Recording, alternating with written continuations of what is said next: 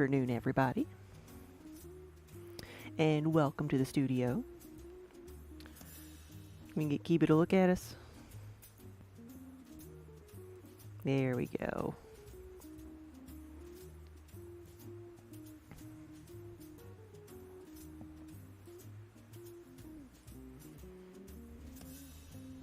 We are multi-streaming today, so welcome from wherever you are tuning in from, whether it's Twitch or Facebook or YouTube or Kick.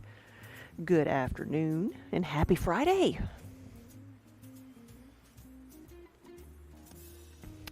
Today I've got, let's see, we've got one kiln running, we've got one kiln cooling down, and I've got another one loaded, ready to go when the next one, the first one gets done. Because I can only run 2 out of my 3 kilns at the same time. So I've got my 2 big ones. One's rising in temperature right now, and one's full that I can start when the other one. The little one is cooling down. So we may work on some stuff to put back in that to fill it back up. But so I might do some glazing today, which is what I said I was going to do on my title, right? But I'm going to also work on cleaning up some pieces for a bisque, which is the first firing everything needs to go through. And so we'll be working on some yarn bowls today. Who am I kidding? We're petting cats. That's what we're doing. We're petting cats. Can you tell what parts of my apron are green? Oh my gosh, their face. There we go, that face. Is there a better pillow? What makes a better pillow than the side of a splash pan? The most comfortable spot for a cat is when you're in the way. Isn't it, buddy?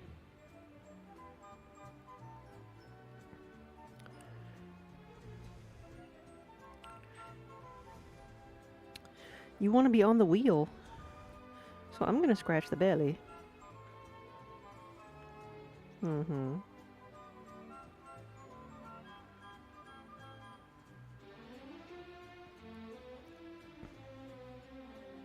But good afternoon, everybody. Thought I was going to get bit. I have my prancing pony tankard filled with Mountain Dew, so we're ready to go.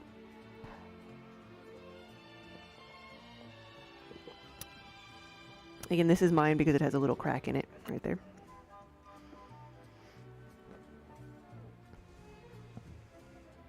Ooh, the backward pet, that makes him purr. He's got my finger over here. Daniel, you want that job, right? Kiba's got a hard life. I mean, watch carefully, and someday you too can run a pottery studio. Safina, hello. Here we go.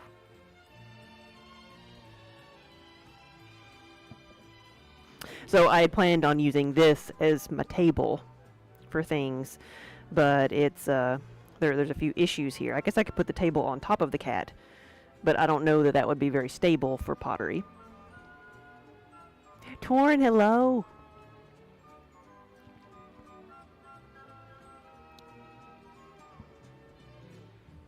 You have 3 pillows and 2 boxes over here that you could be laying on.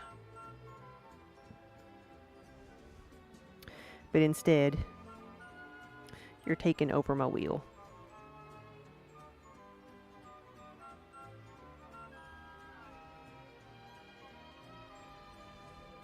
So it's a good thing I'm not using my wheel today. That was a bite.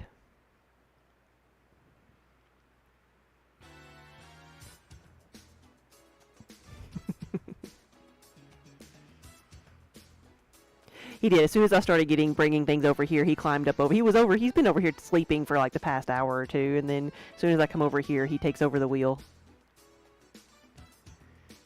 How would you? Right. Can't get pets sitting over there. Taking over the wheel and getting exactly what he wants. Yes. Yes.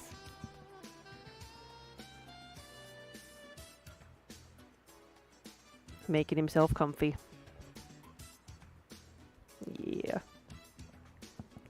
so just make yourself comfy, buddy. I'm gonna use this, I guess, to hold my water bucket. I had another little thingy. Where did my thingy go? Are you sitting on it? You're sitting on it. I know you are.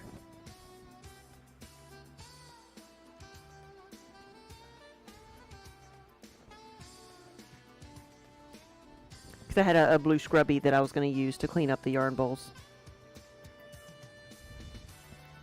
There's a lot of cat here.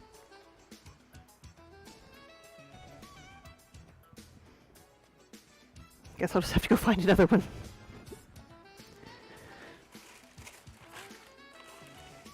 Gotta watch out for this tail over here. I don't think it can be. It's not on camera. There it is. It's just key. It's just going 100 miles an hour. Mm-hmm.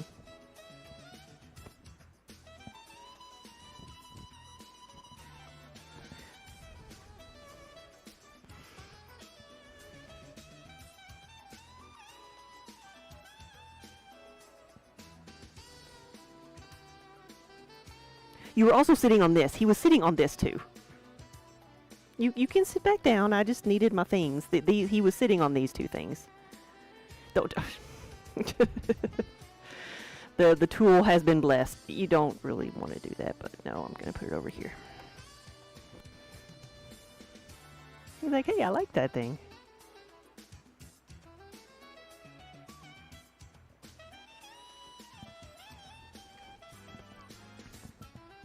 All right, so we'll dump some of the crumbs out. So these are yarn bowls. They are completely dry, and I need to put them in a bisque. Now these aren't going to go into a bisque until like tomorrow at the earliest, because I've got a bisque going right now. So when the kiln cools down, I'll unload it, but it'll take a little while to clean these up. So I'm going to start on them today. And so you can see it has the yarn bowl hook that I've cut out. I've left that piece of clay in there with the hopes that it would remain nice and round, which it has, and so the hook is not going to sink and warp. So I break it. That's what I do. I break it. And we have one down. Like, I gently wiggle it out so that it doesn't break, but I break it. So we have more loss with yarn bowls than we do with mugs by far because of that. Because the yarn bowl hook is fragile, and that's why the yarn bowls cost more, because we are going to lose them as we make them, because there's just no way around it. You cut holes in things and it makes it more fragile. But at least Kiba's happy. So I'm gonna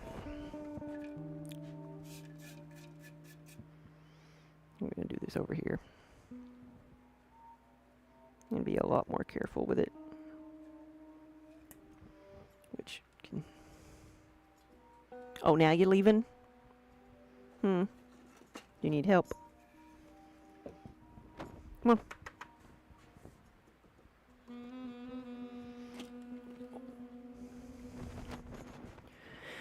Here you go.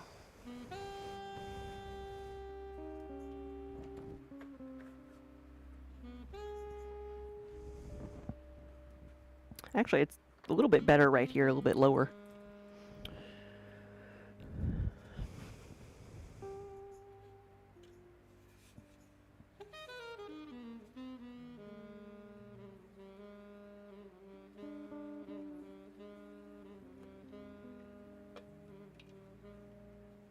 See, now I'm super nervous. I'm just gonna cut away a little bit of it.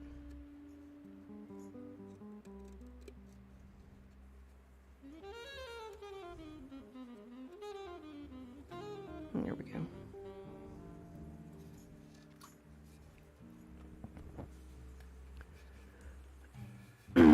I moved the camera. That's what it was.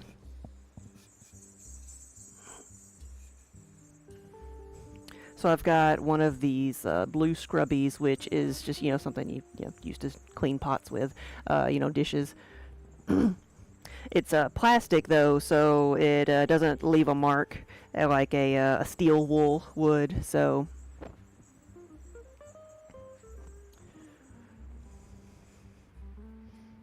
see. Bell's Lodge, hello. Good afternoon. So I'm cleaning up the edges here because you can see it is like, oh, I'm sorry. It's kind of sharp. I don't know if you can see it better over here. See the inside, how sharp that is? If I fire it like that, then that's going to be like a razor sharp edge.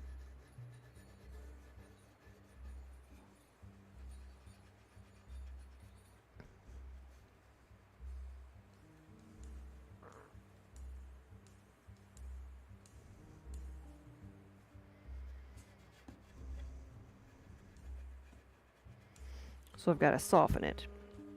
And I could do this with just a sponge because this is it's a smooth clay body. It doesn't have grog in it, so there's not a texture there. You could smooth it out with a sponge, but it would take a little bit longer. So I use the scrubby because it's a bit more abrasive and it takes off more material a little bit faster, so that I don't have to put as much pressure on the clay.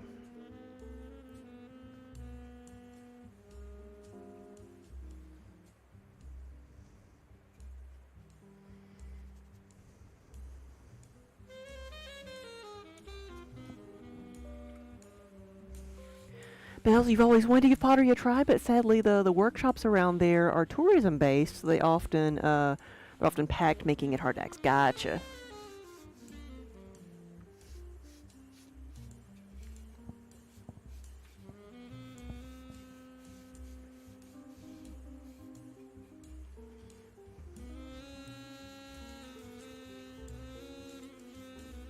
Well, it's a good thing though that they're so busy, right?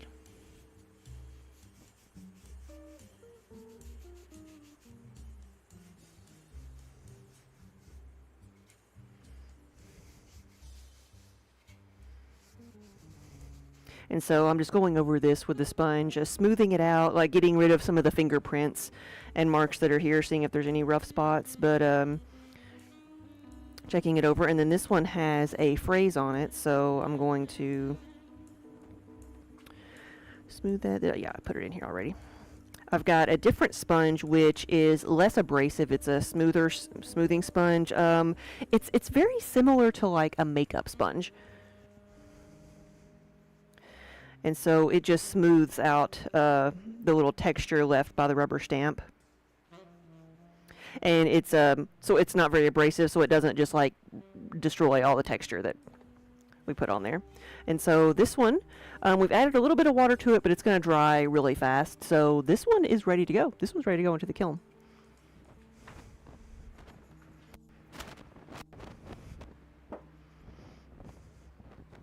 And the other one I did, the first one, I'll just put it in the reclaim bucket, and we will make it into something else in a few days.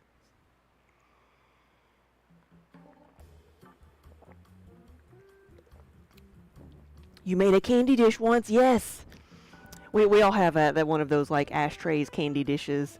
Now they call them succulent pots, flower pots. Everybody's first piece looks about the same.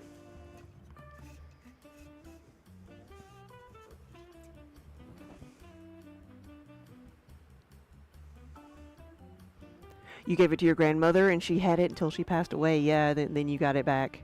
And it's in storage now. Yeah, I got a box of that stuff too when my grandmother passed away.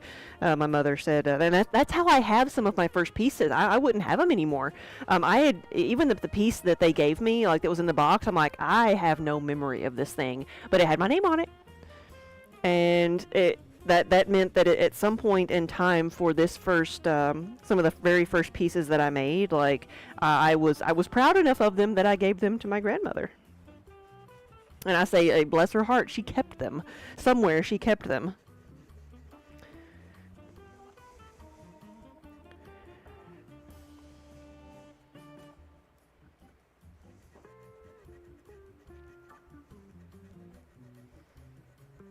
But she is where I got some of my craftiness from, so I think she understood. She knew the value of keeping things like that.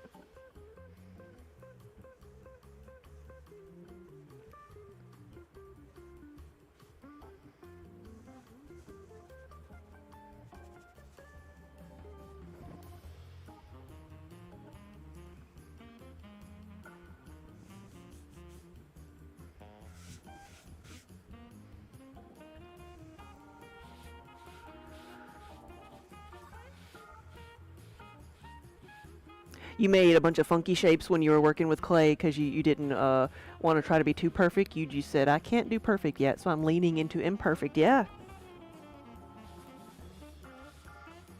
Lean into the chaotic mess, imperfections, run with it. Yeah. And I mean, that's how you learn. Like, with doing the classes that I've done in the past, I find that adults specifically like get so frustrated easily because they don't get it on the first try. Oh, it's not easy. It's something that takes practice, and so because we are so like result driven, that everybody wants to say they've done it and to try it and for it to be easy, that it gets frustrating when it's not, when it doesn't look good. You end up with a little ashtray looking thing on your first try. But those people that like want to continue trying it, they see this is a process, and they it takes practice, and you learn not to be precious with some of your first pieces because you take everything as, what have I learned from this? It's more about the process than the finished piece. And I think that's still what I enjoy so much about this, is I enjoy the process, especially the throwing, just because the process itself is relaxing. I think in some classes they don't even like let you keep some of the very first things because they're like, you're gonna make so many things. Just practice and throw it away or reclaim everything. That's one. When I was practicing production throwing, that's what I was told to do. They told me to make here, take this certain amount of clay. I don't remember how much it was. I wish I did now. But they said, take this, take the clay, measure it out, make cylinders. Make as tall of a cylinder as you can, cut it in half, look at it, see where you can improve, and do it again. And like I did not, keep anything until I could get a, let's fix that, a cylinder with the shape and even walls.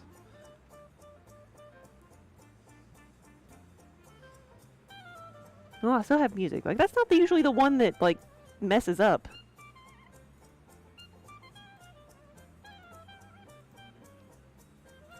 Okay, we're back.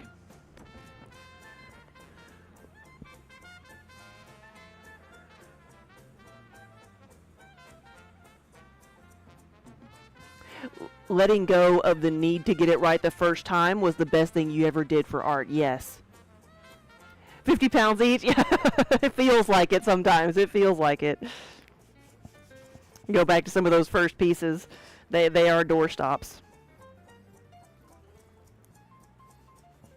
And I understand sometimes the anxiety and the pressure people put on themselves when taking a class. They're like, this is the only time I'm ever going to do this in my life. It has to be perfect. And I saw that with like the parents of kids. Oh my gosh. When we, like, one of the first Girl Scout classes we did, like, I didn't expect the hovering parents. Like, I didn't have that in my background because I thought kids get dropped off, we do an activity, they pick them up at a certain time, whatever.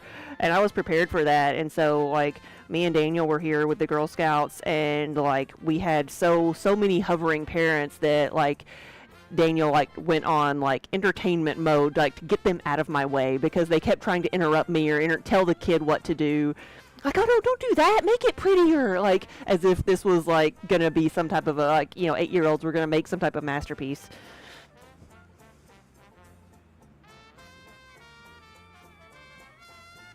Because I was saying things like, yes, because we were making animals, and I was showing them, the techniques of making different things, and you can make an animal head, then choose the type of ear, and make faces, and choose your animal and whatever. And I remember like it was all girls, and one was like, can I make mine a vampire?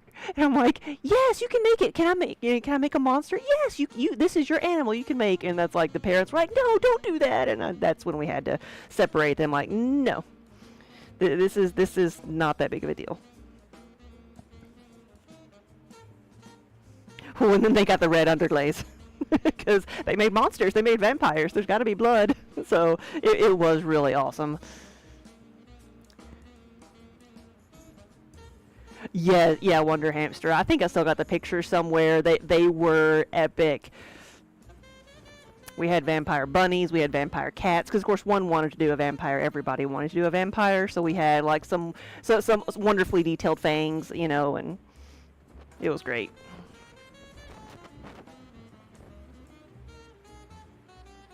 And that's the some of the freedom that comes with, like, with kids. There's so many rules and so many things, like you have to do it just a certain way. But with art, you can do it however there's so many parts of it that is left up to you. You can do what you want.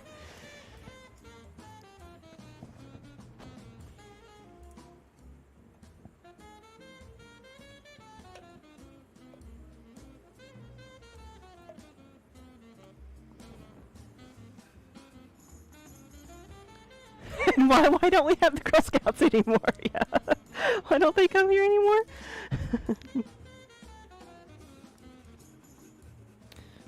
Because that particular group aged out, that's why.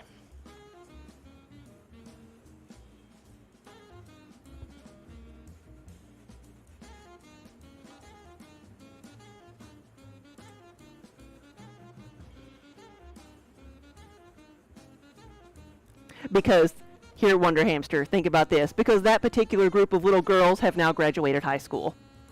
Think about that.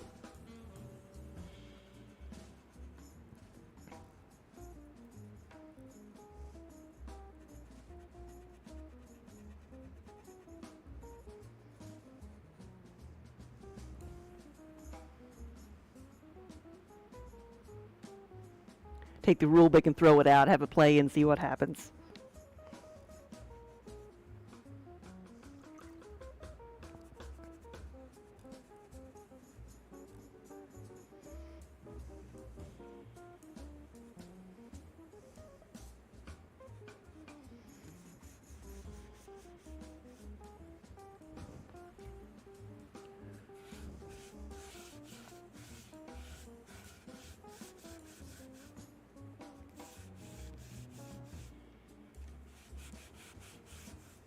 And so there's something in this one right here. See that white spot?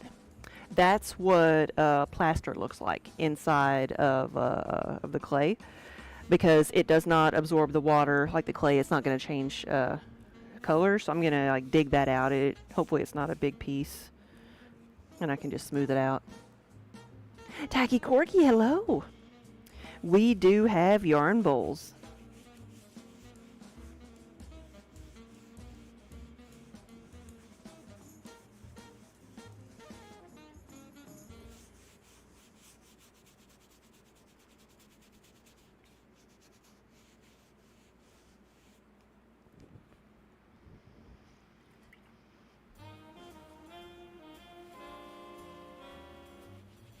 Diomedes, I'm sorry I missed it. You will fight anyone in the chat.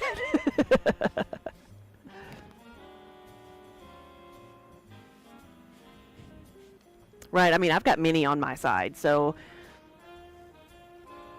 I have several sharp, pointy objects.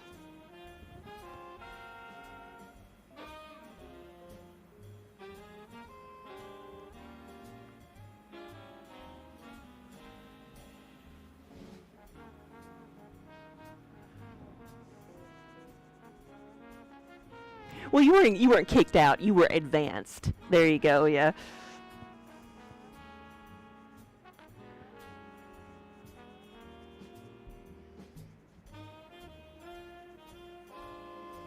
Yeah, when I was in college, like I forget like why I had never I had not declared myself a certain type of major, so I hadn't taken all the classes I needed, and one was like a 100 level class that for some reason I'd never taken. So here I was a senior taking a big entry level class, and the teacher like looked at me when I was in there and was like, "Why are you here?" I'm like, I need this to graduate. I forgot about this class. And she's like, oh my God. But it ended up like, it was an interesting experience taking an entry level like design class as a senior, because I think I appreciated the projects a lot more.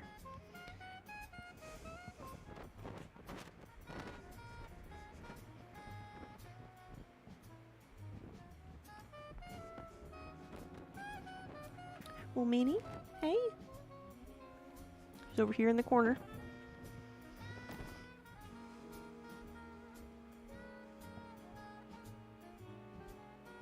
Diomedes, you got thrown out of the art class twice as well. You ate all the crayons. That's on that's another level, isn't it? Yeah.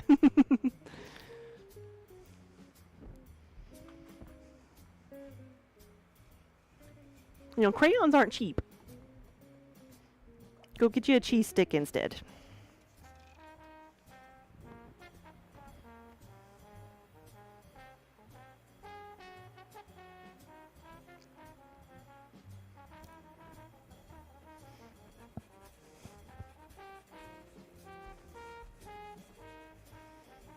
See, I was the kid that tried to like color my arm. Like I tried to like color my hand like purple with a magic marker. I think I got one full finger in before I realized that it probably wasn't a good idea.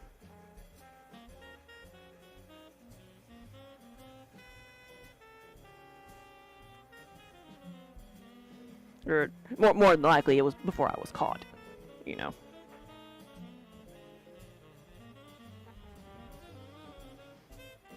Designed by Joe. Hey, good afternoon. Happy Friday.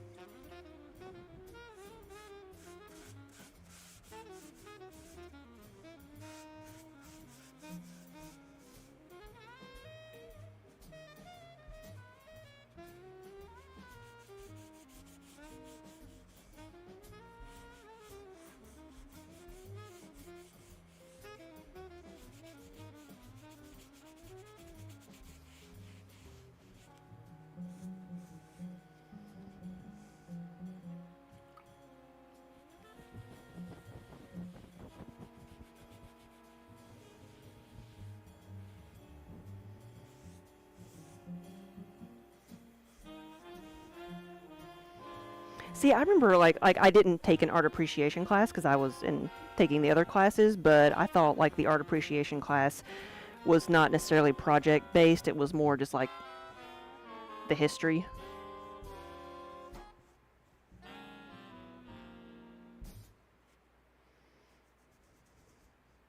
There we go. So these are the yarn bowls. And some of these have phrases on them. This one says, I knit so I don't kill people, or it will when it's done. But you did some projects. That's nice.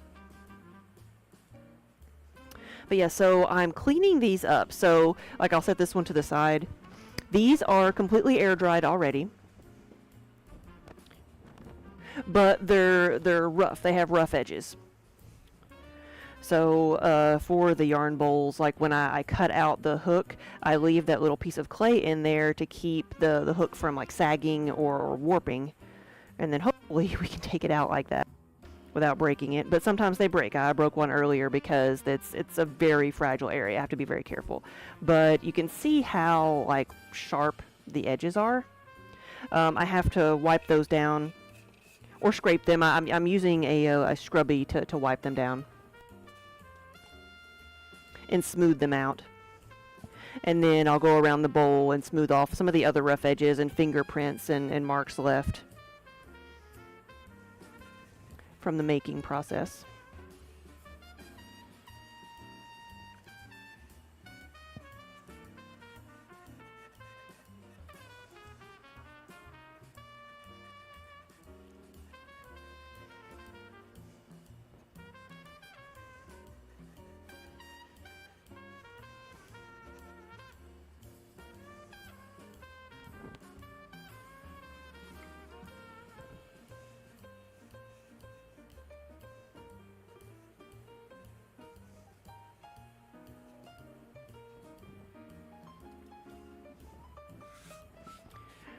Well, Wonder Hamster, you know, I found that if you wave sharp objects at people, they pay attention a little bit better. I'm sure everybody's seen that the video on the internet. I don't know where it is in the world, but it was like take a brick and wave it at the cars to get their attention so that you can cross the road at an intersection where cars never stop to let pedestrians walk by. It's like take a brick and then put it back in the basket on the other side of the road. Or maybe I've just seen it like every day. Joe, you've thrown pottery a couple of times. The work here's great. Thank you so much. They were foam bricks. That's awesome.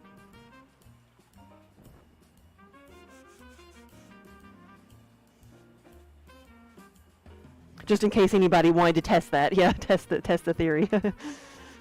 Or actually chuck one.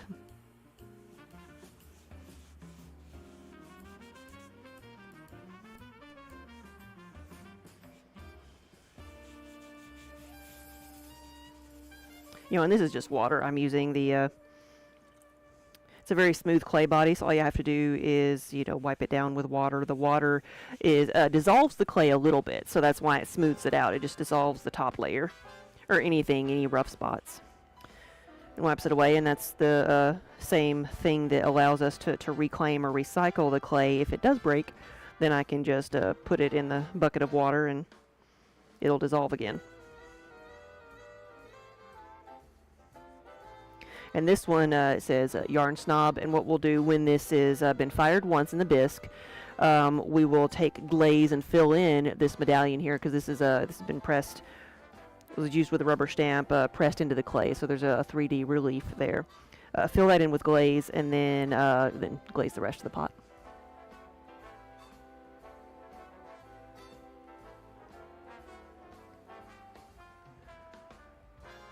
Right, imagine the scare if we did throw one, yeah. Oh wow, Joe, your 8th grade English teacher had a foam brick she'd chuck at students. That's awesome. That's awesome.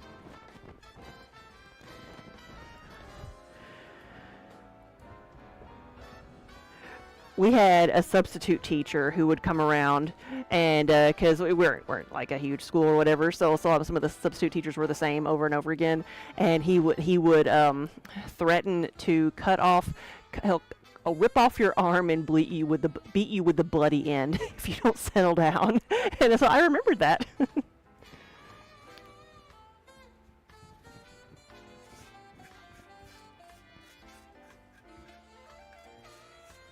Remember the days of those good insults, or those good threats? I remember being, what was it?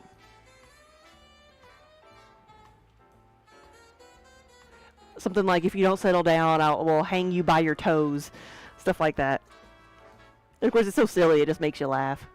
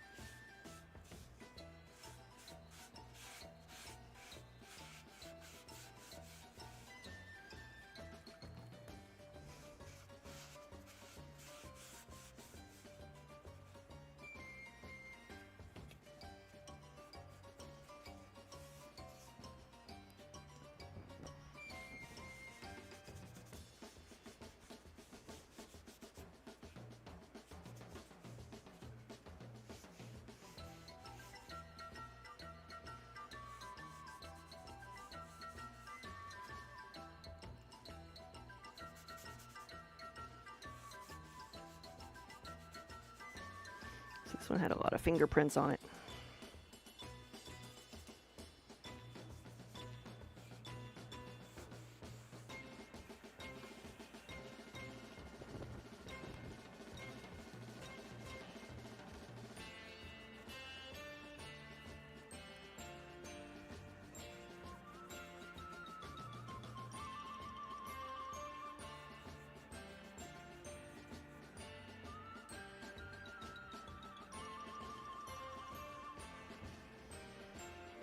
This one was a little thin. I'll have to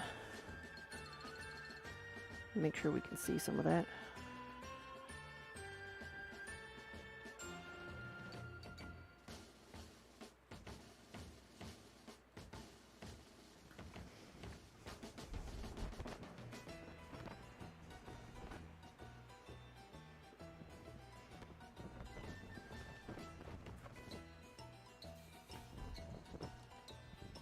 And with these, when I put them in the kiln, I will stack them 3 high. That's about as tall as I would stack something that's not been fired.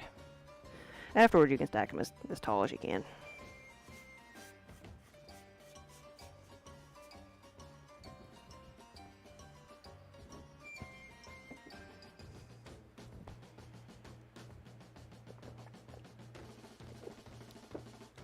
Yeah, you're getting one to, you want to get set up string from your workbench. What do you make?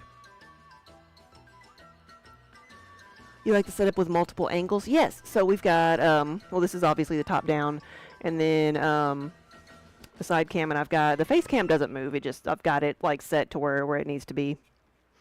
But the others are, I can move, and then I take this one, I can take it off and go to different areas. Like when I did a kiln opening yesterday, so I just took this one off and moved it over to the kiln. But mostly everything is right here. Where are the cats? I know, Soy. They've left. Kiba was here a while ago, but and Minnie's under the table. She's not being very sociable today, so maybe she'll come out in a minute.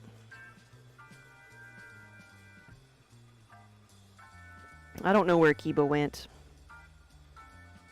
Though he might be over next to the kiln, because he does like to go sit next to the kiln when it's warm.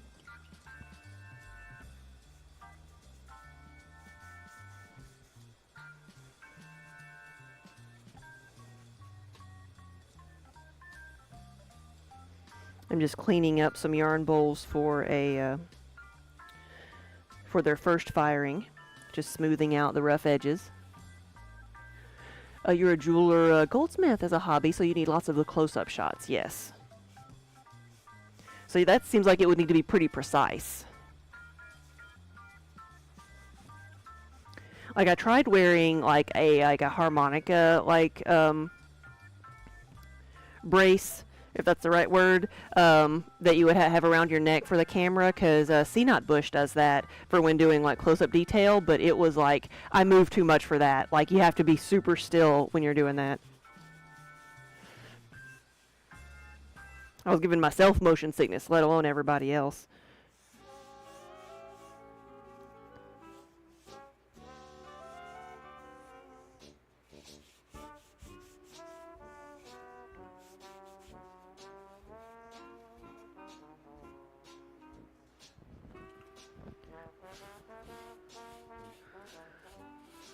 You were here the other day, and they were both on the bed all snuggly together, and it was the cutest thing ever, yes.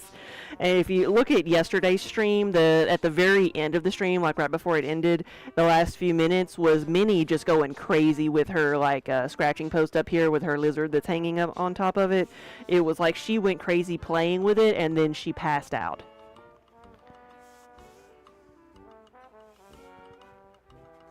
That was a perfect way to end the stream.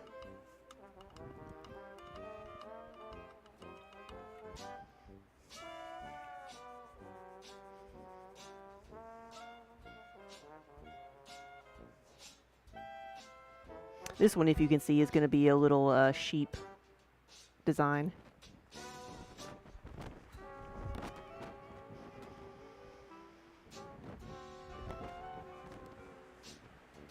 Hey, where did Kiba go?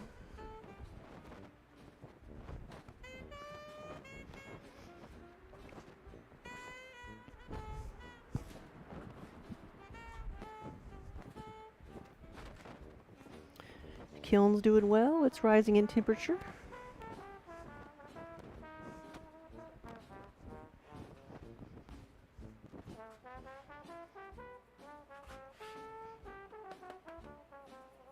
Oh, Minnie's just comfy in her corner.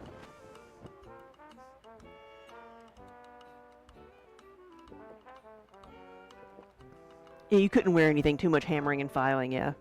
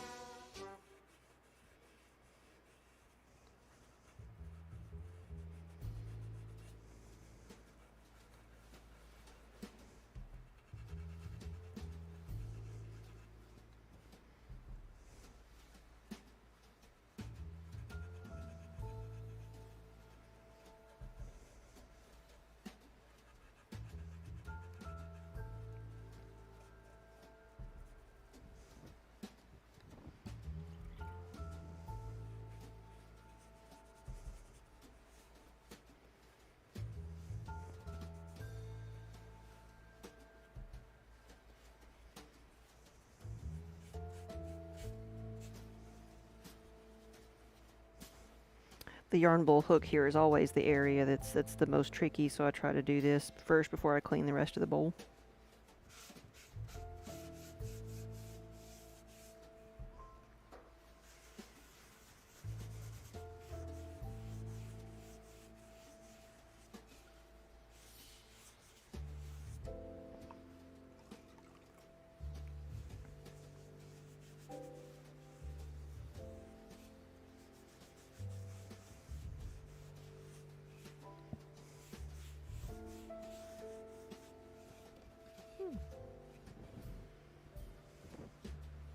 Raven Moon, thank you for the follow.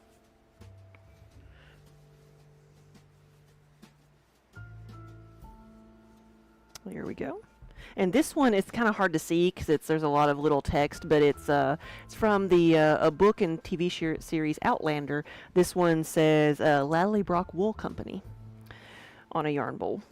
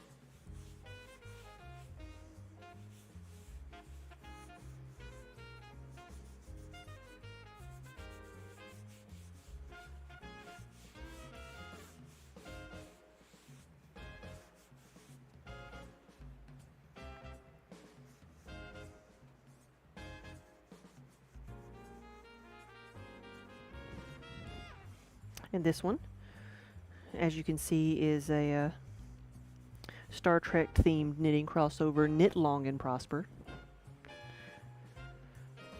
instead of Live Long.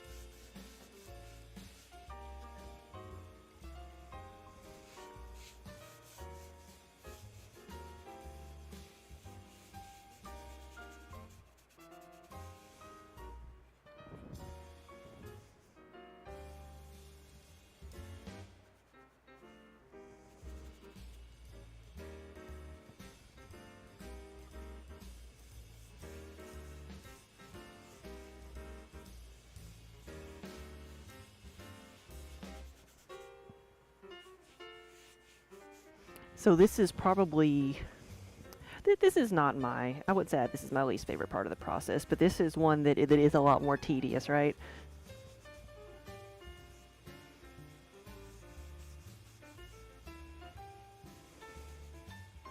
And so we kind of have to do the same thing for every mug that we make as it goes into the kiln. And that's what I usually have somebody helping me with, but I've got a lot of these. And I want to do another kiln load this weekend, so we're trying to get all of this stuff done today.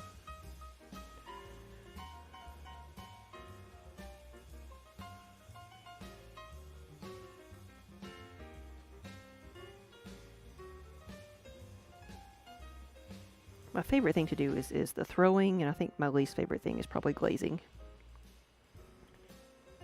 But this can be kind of therapeutic if you let it kind of get into a groove. This one says, "That's no moon, that's my yarn stash," with a ball of yarn, Death Star. And this one, we are approaching May the 4th.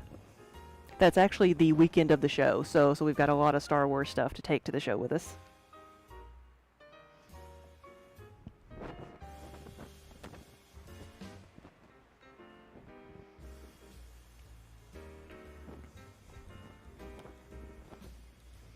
Now I can fit 120 of this size bowl in the kiln. I know it won't all be bowls, but that kind of gives me an idea of how many I need. Some will be bigger and some will be smaller. How many times do I fire in 1 week? It doesn't usually go by week. It's usually what happens is I'll do like several firings. I'll throw for a couple of weeks and then do several firings in like 1 week out of the month. So it probably averages out to like twice a week if I were to do it like that. But it sometimes seems a bit more efficient to do several days of throwing and making and then let things dry out and then fire everything at once. Because usually sometimes it does take a couple of days of making things before I can fill the kiln.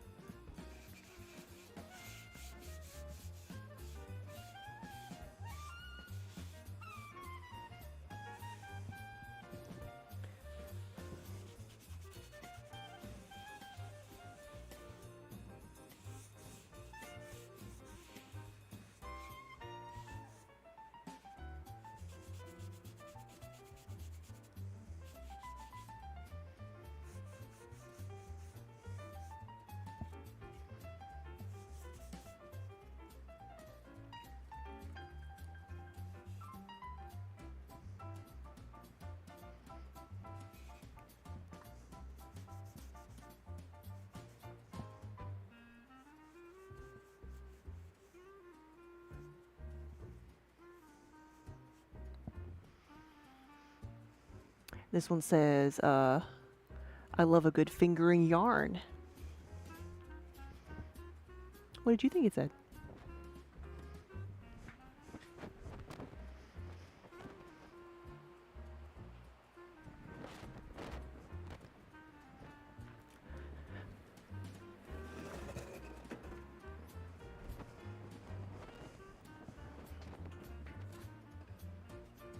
I think I've got a couple more stacks over here.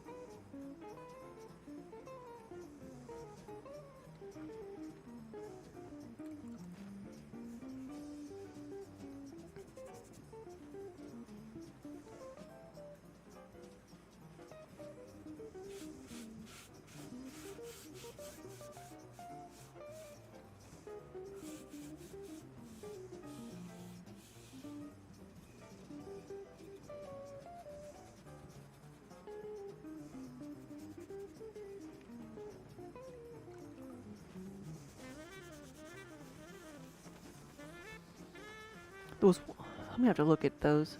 There was one that I said I needed to like dig something out, and then I forgot about it. I just remembered that. Because if I leave a piece of plaster in there, it will explode. And not like blow everything up. It's just it'll pop out and leave a crater.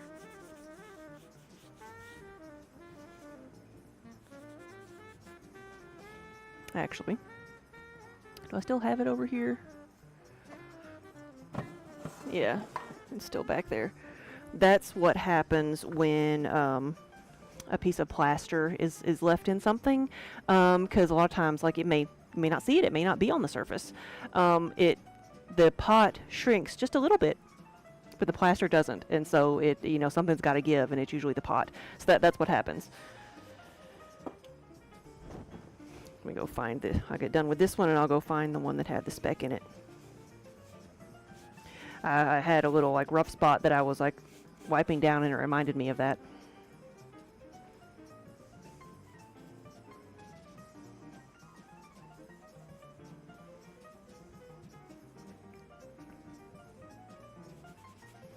A D20 yarn bowl for the crafty gamer in your life. And if that person is yourself, then all the better. There it is, top one, good.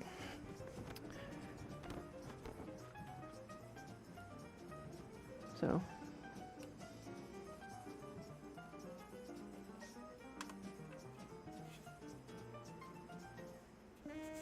See if I got it? I think I did.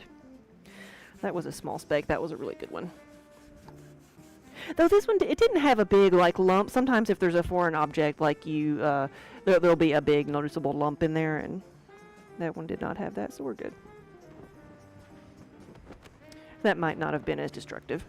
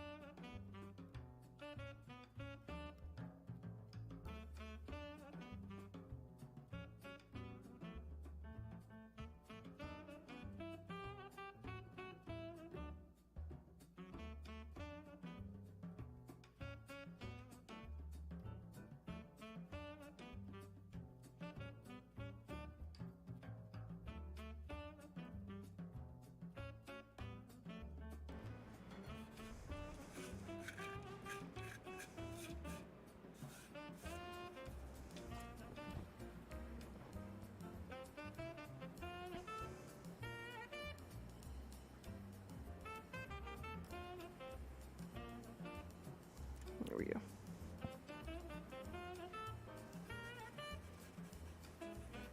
Now the hard part comes next week when I've got to glaze all these, and I've got to figure out what color I'm going to make everything.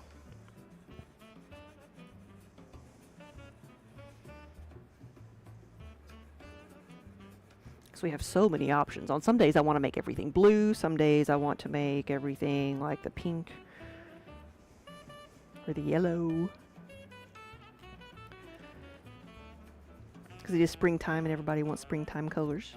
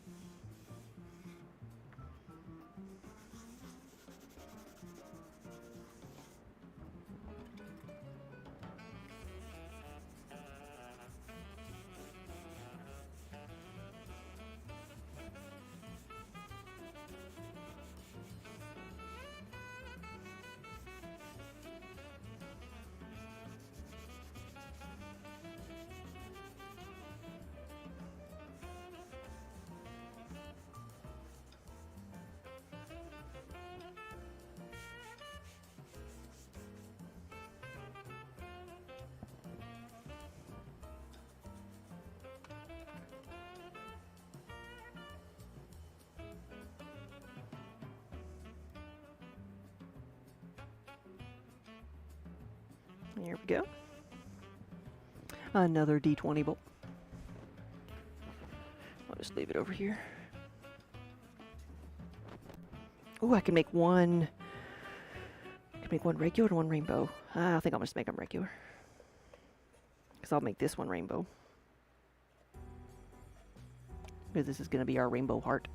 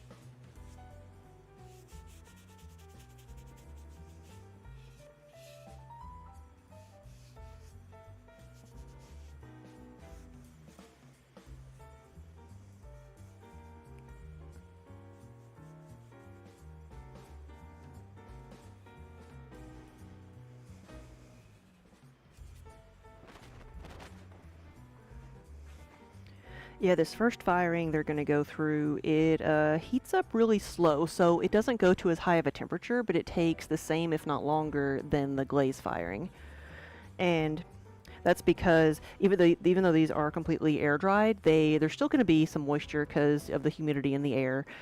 So you heat them up slowly so that the air or any impurities that are in here have a chance to burn out.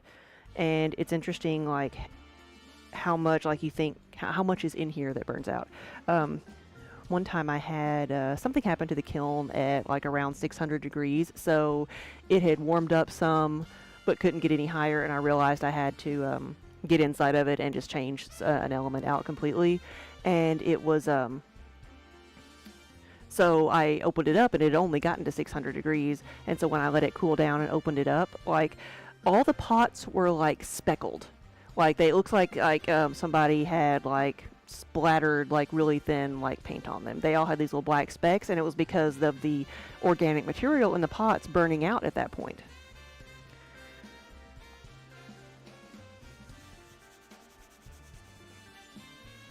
Hey Spook, good afternoon. There's some of the other colors I was talking about, all the bright springtime colors.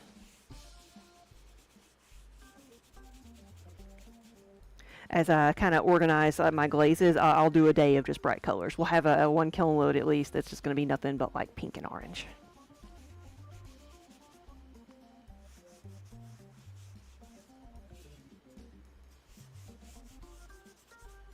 You know what? I did this backwards. I need to do this. Forgot to take care of the yarn bowl hook.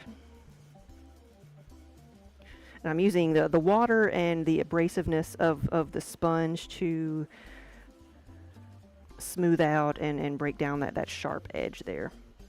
Because this is a yarn bowl, and if I leave that sharp edge, then it's going to cut somebody's yarn, and we don't want that, because usually people are spending a whole lot more money on their yarn than they are on the pottery that holds it. Seasonal Breeds, hey, thank you so much for the sub.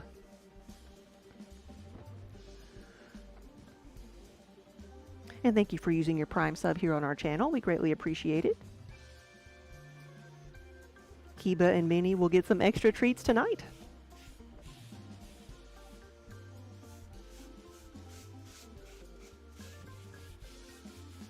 Time zone greetings. How are things in your part of the world?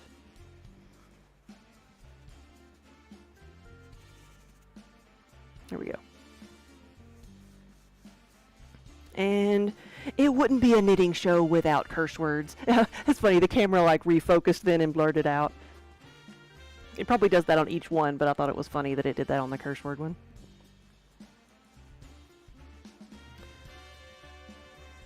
we have lots of curse words going to the show that you'll see me glaze.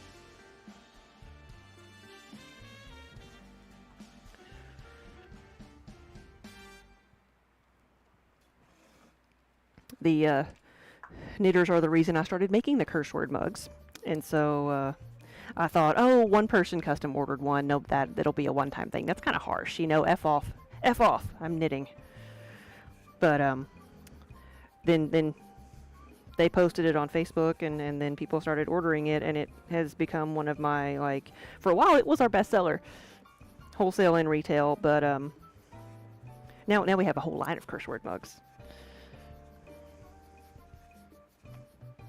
But it all started with angry people with pointy sticks.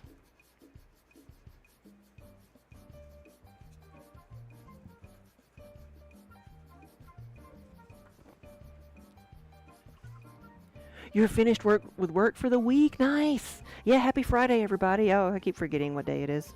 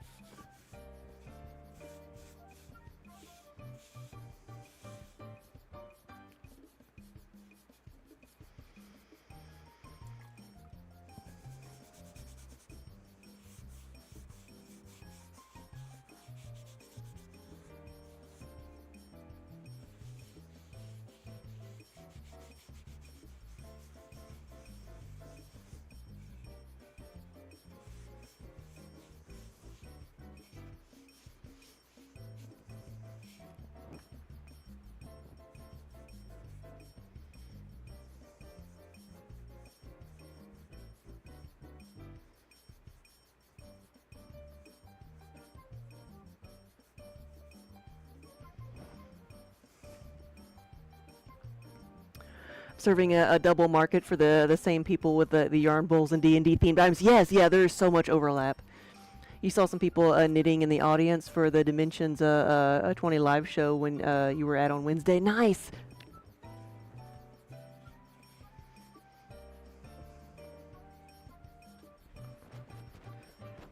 Yeah, like we started making a lot of the fandom stuff when we were doing primarily the yarn conventions, because I think at first I started off making Doctor Who stuff because so many people were like knitting or crocheting their own scarves. And so I started adding some Doctor Who stuff, and I started doing some like yarny crossovers with the Harry Potter stuff, and realized how much of a market there was for the nerdy things, and it was stuff that I really liked anyway. So that's how we started doing a lot of the fandom stuff, just with people in the knitting industry.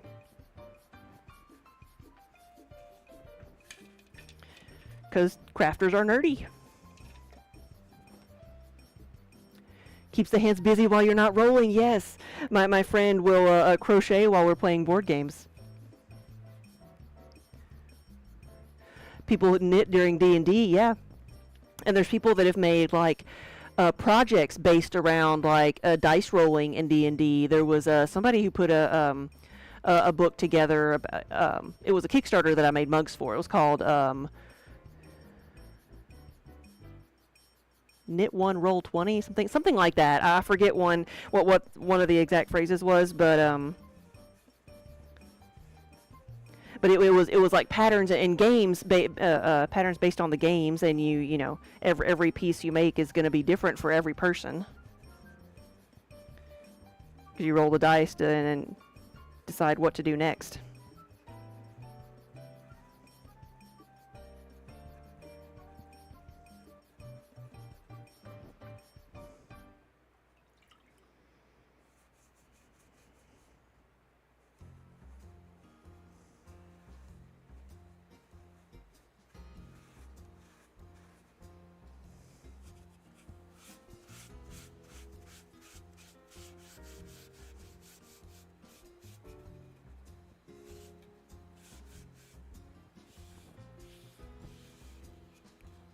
So I'm sometimes jealous of people at the yarn shows because they're sitting there knitting in their booth waiting, you know, when they have downtime. It's like, I wish I could have something like that to do, to look productive.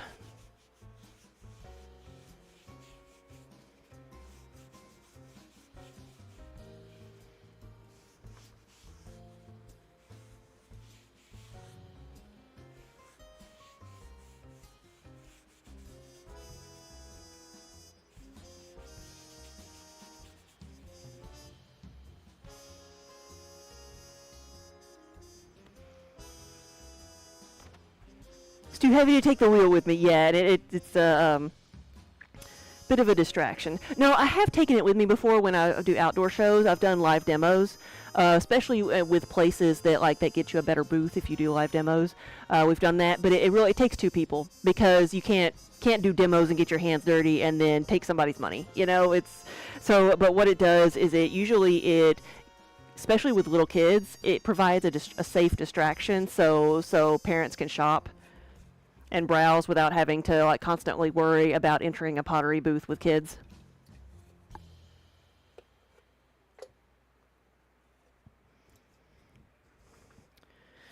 But that's when we also started taking a TV with us to some places because then having videos, like before we were streaming, we made a little video of the process, but then now we just have some stream highlights playing.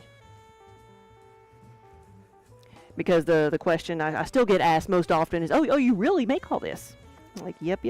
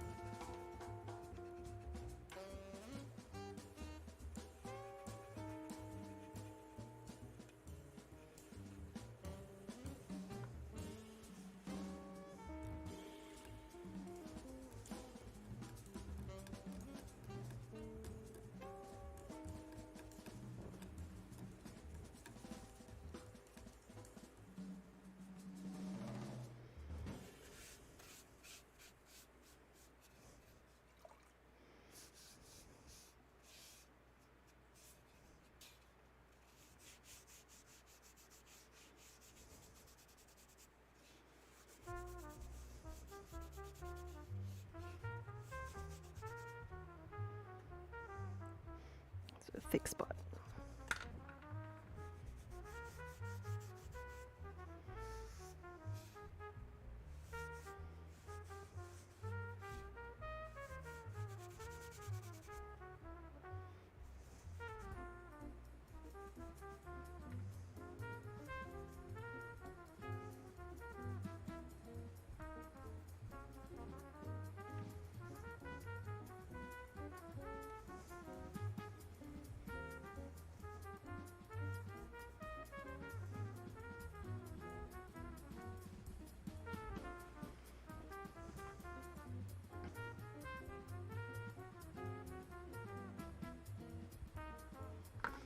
go.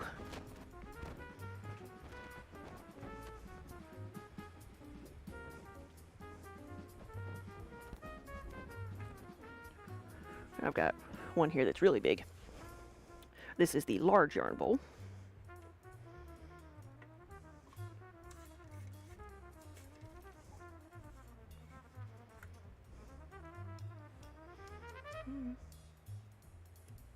You see there's a bit of a chunk in there.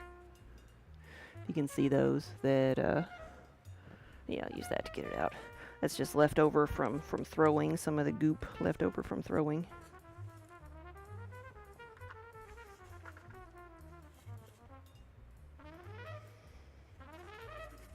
But if I leave that there, that could be a sharp spot.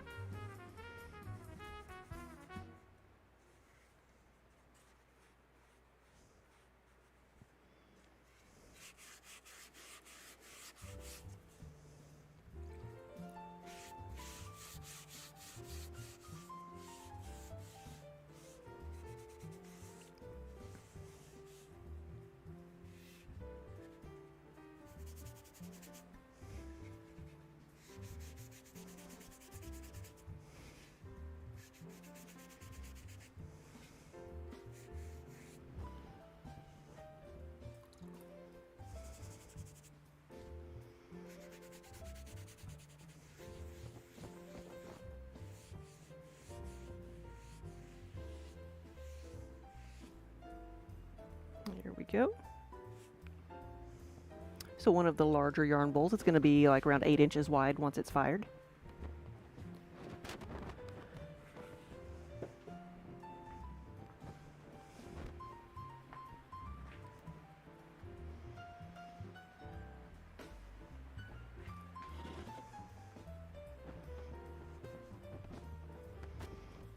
Look, we found some more cats.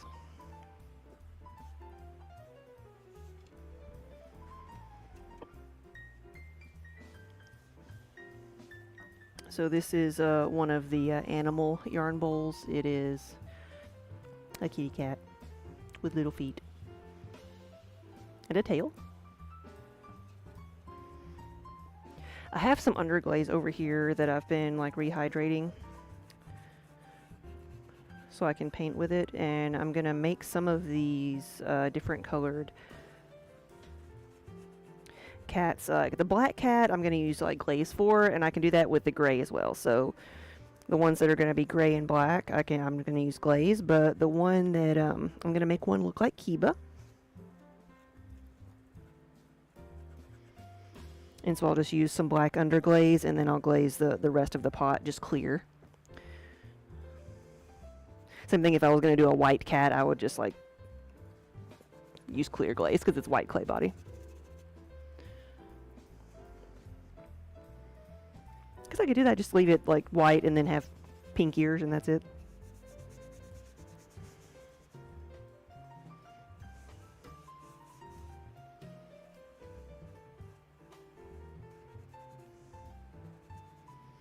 I've done several of these as like custom pots for people. Like they send me a picture of their cat, and I'll try to like put the markings on the bowl.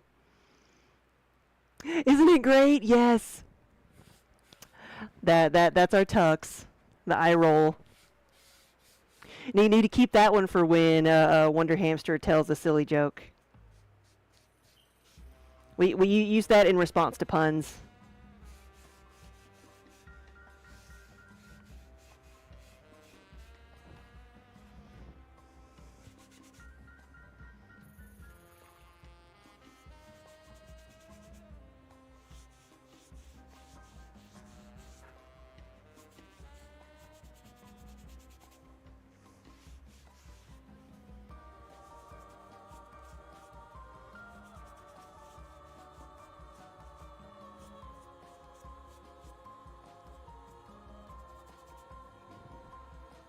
Colleen, good afternoon. Welcome.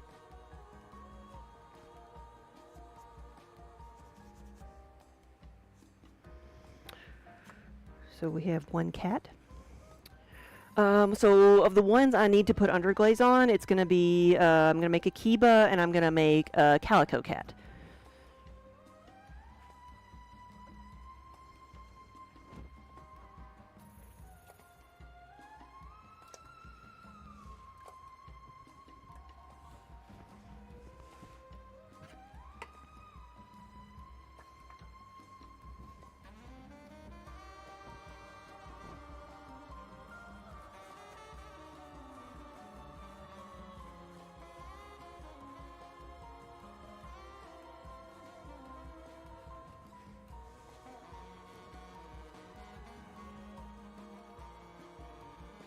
So you can see I'm barely touching the piece with the scrubby, just a little bit, just enough to get the top layer of that corner knocked off.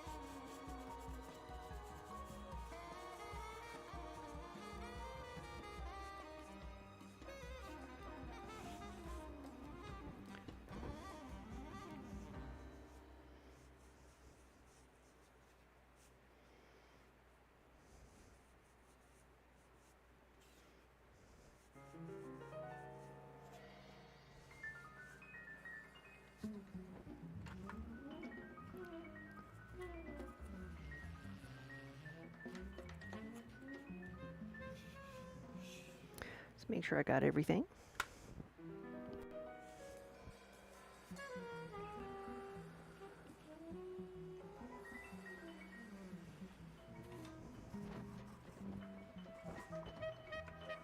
So this is just an underglaze, and I may need to add some water to it.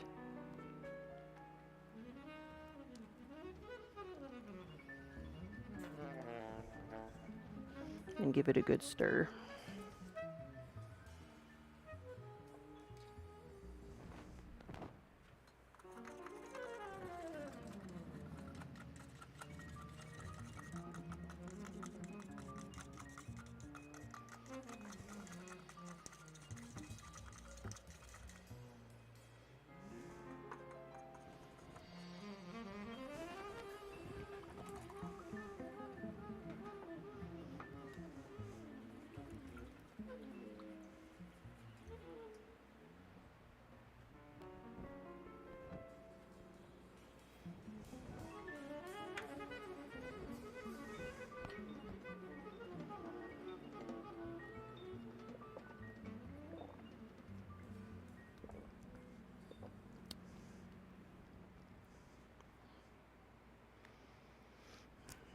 Wish I had a pen or a pencil over here. Wait, I did.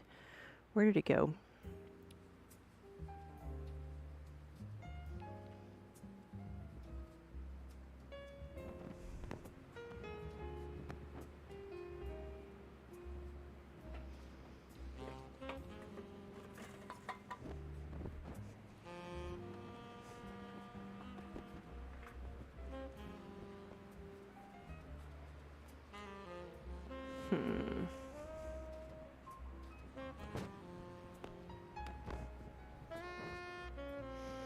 There is no telling. Because half the ink pens I have back here don't work. They're just, I use them as like tools for making marks. So trying to find something that works is near impossible. And then I had a mechanical pencil that I found and brought back here, and now I've lost it again. But I was going to sketch out little spots on the cats so I can fill them in. Like I said, I want to make a Calico Cat and I want to make a Kiba. Even though I don't know where my model is.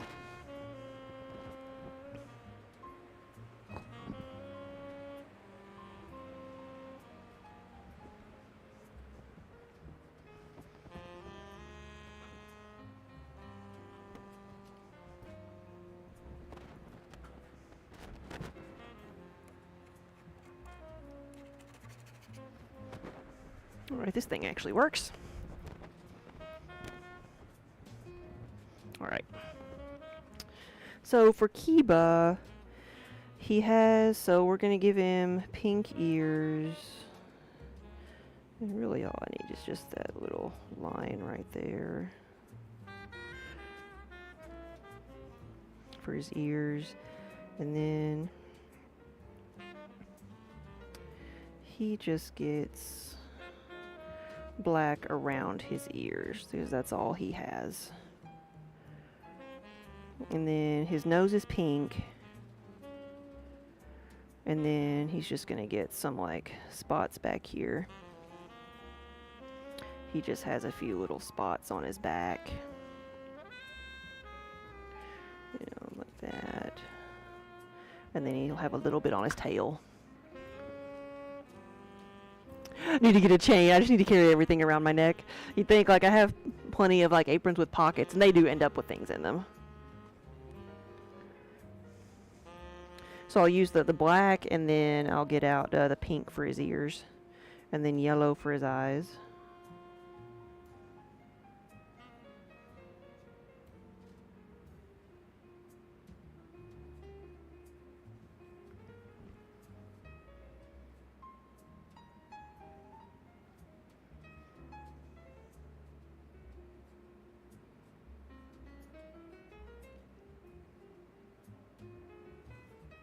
And you know, this is not like precise by any means. I will, because of the underglaze, I will be putting like 2 layers of this on here, so to make sure the color is nice and opaque.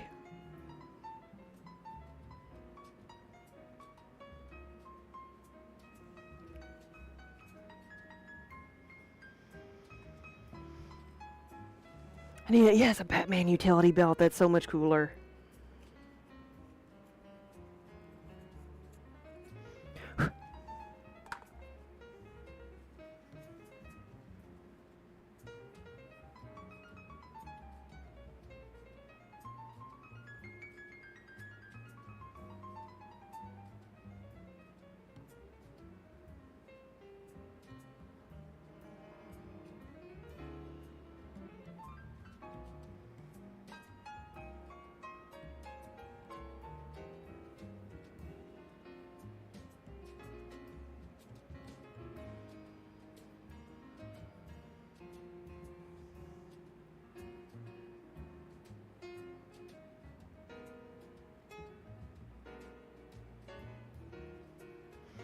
Alright, and now, because, where'd my phone go? Because our model has abandoned us.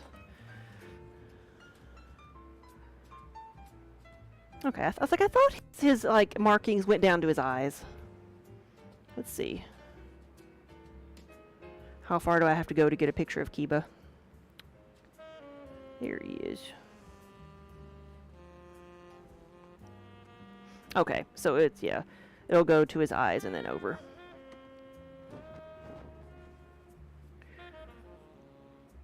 Because he does look like he's got like some eyeliner on.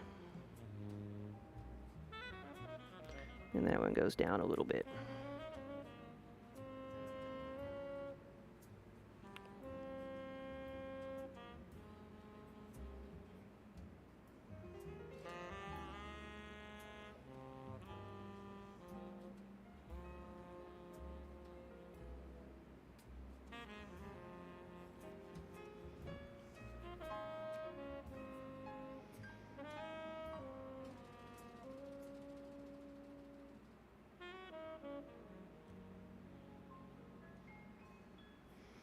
And I'll put gotta put black on the inside of the eye too.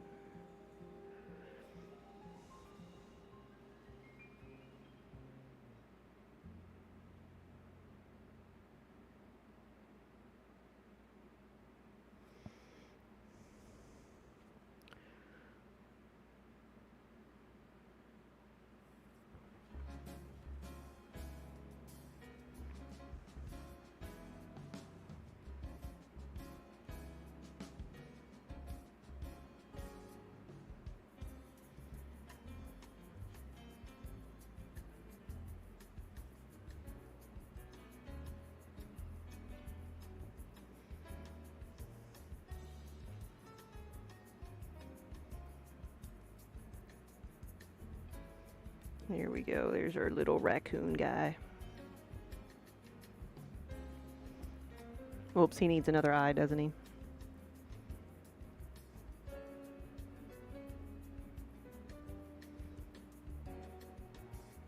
Here we go.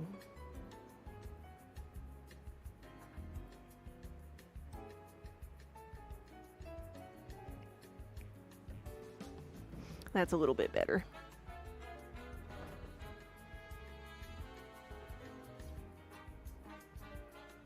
Oh, I thought it was me. Maybe it wasn't. Here we go. And so that will be solid black. You know, it dries to be kind of grayish color, but it will be solid black.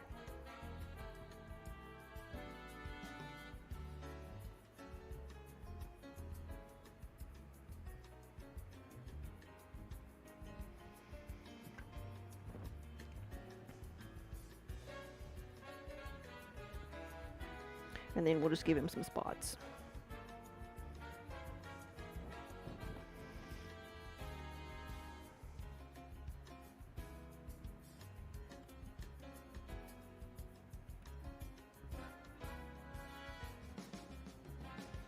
Yeah, I had his spots right.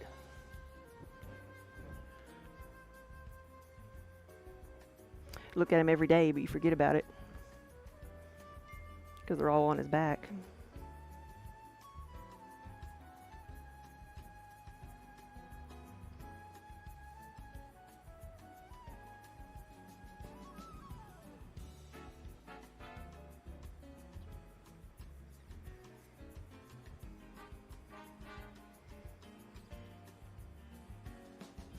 See, Minnie's is easy. She's just solid gray, except for her feet and her nose.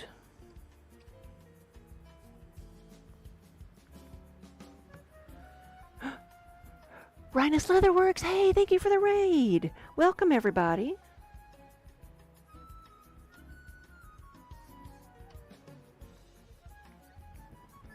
Good afternoon and welcome. You remember being worried about how dull the paint would be when you did some pottery painting for your sister's baby shower, but the glaze in the kiln did their magic, yeah? And with this, the key is putting on at least 2 layers, because it will, otherwise it will be like, kind of like watercolory, like you'll be able to see through it a bit. Ryan, it's no problem. Thanks for stopping by. Let's see.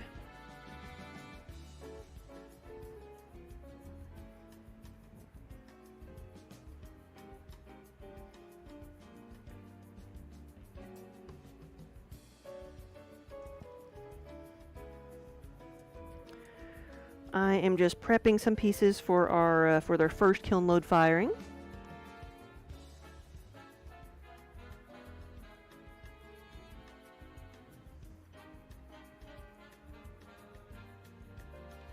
And I am making a model of Kiba. He is not here for me to look at, but this is the form of these bowls is based on his girth.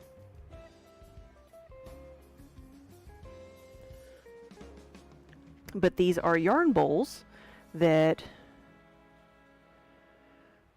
are cats.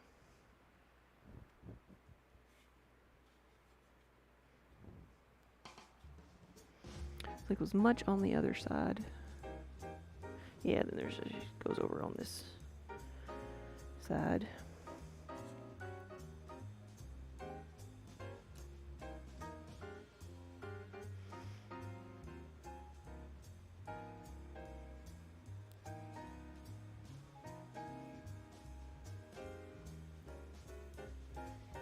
When Kiba sits a certain way, he has like a heart shape on him. I should just do that every time.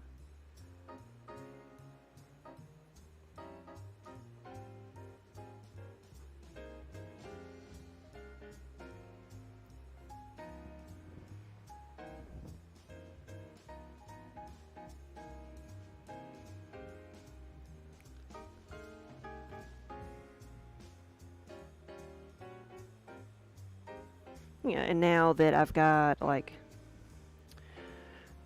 now the face, I can put a second layer on. Some paws just went by in the background. Yeah, that was Minnie. She woke up from her nap. She's been sitting under the table.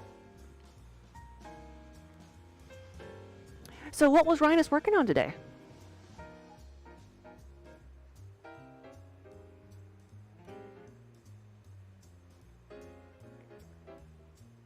I've gotten to see their stuff for the last 2 years at TwitchCon.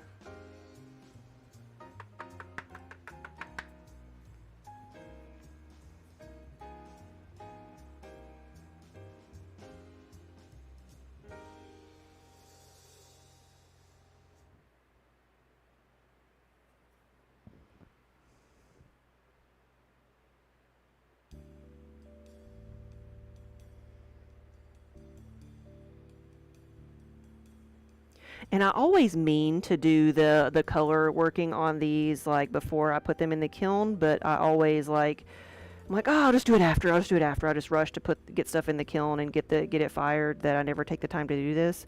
But it's like so much easier to fix mistakes now than later.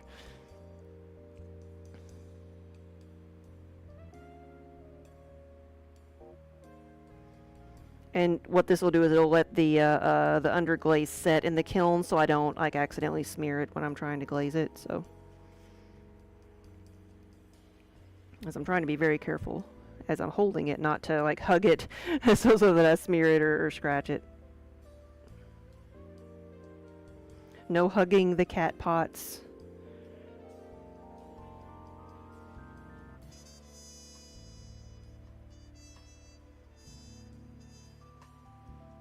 Not until they're fired, anyway. And a little bit in there.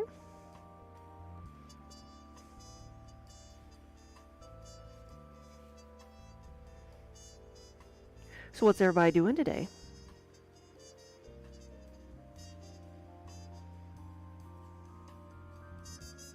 Anybody started their weekend yet?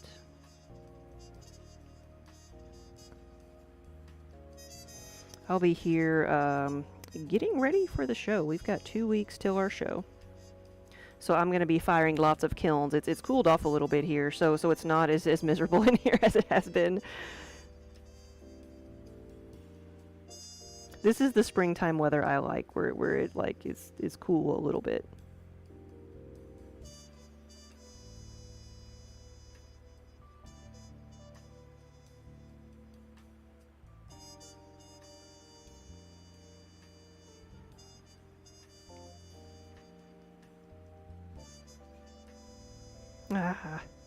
All right, let's set this down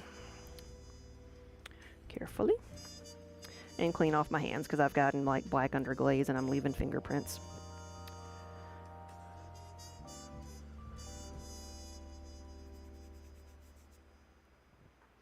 Dinner time, early dinner.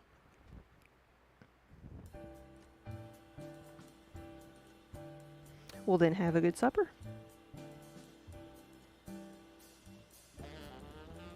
I don't know what I'm doing for dinner tonight either. What are y'all having for supper? Anybody, that is. Give me some ideas.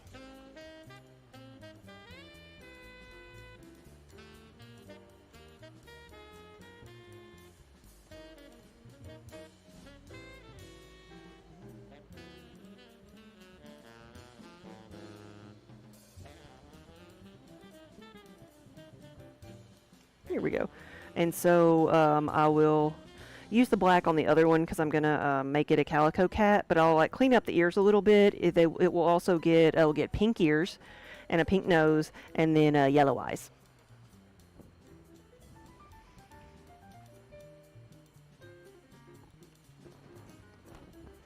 Corned beef, you cooked it last night, or slider burgers. We have I've been gifted quite a bit of like restaurant grade and andouille sausage and a couple other flavors, and so I've been trying to figure out what to do with it all besides just jambalaya or like sausage and kraut.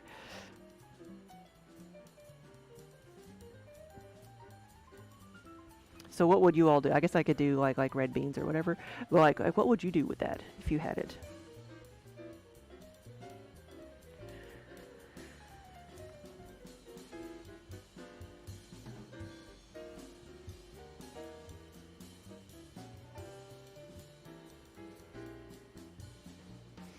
Okay, there's the ears. It's harder to draw on this. It's easier to draw on the Bisqueware. So we're going to do black over here.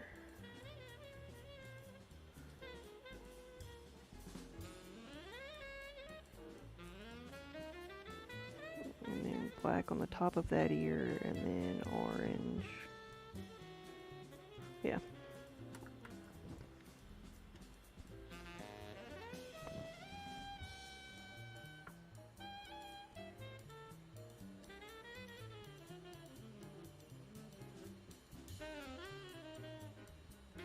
So I usually I do a calico cat, and I base it off of my parents' cat they had that was also named Spook, because it was Halloween colors, and they found her around Halloween. But they lost Spook this last year, so we'll make this in tribute to Spook.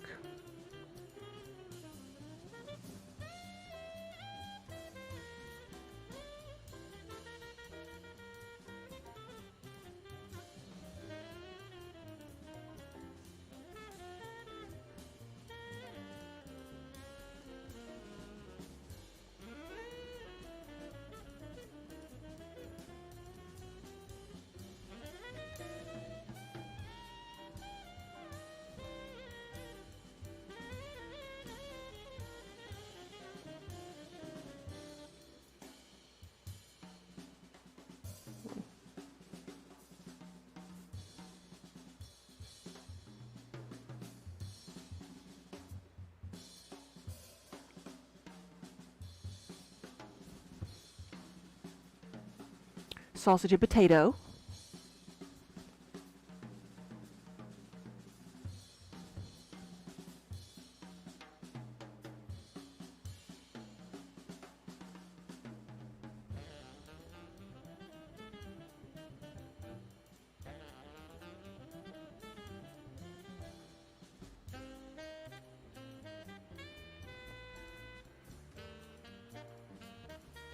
Beans, like white beans made into a soup, yeah. I'm doing it again.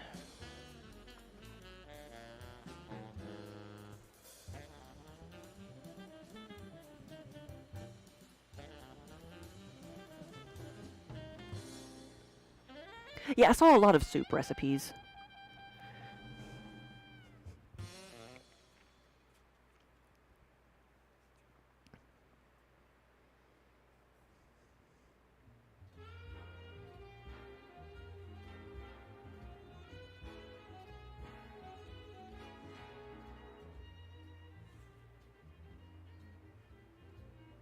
And we made us eat jambalaya things for a while.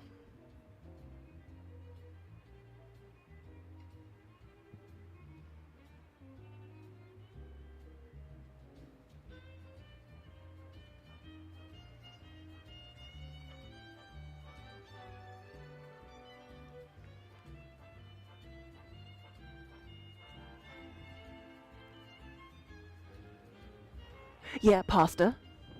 Like maybe put it on, like slice it thin and put it on pizza too.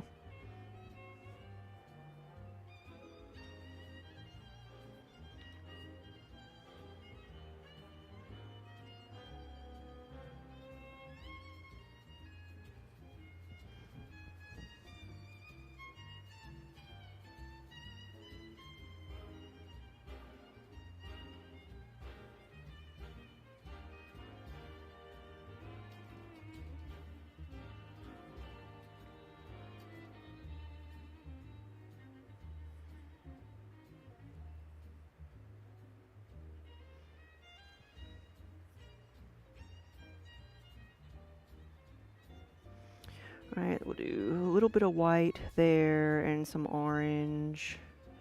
Orange, and then we'll come back over here with some black.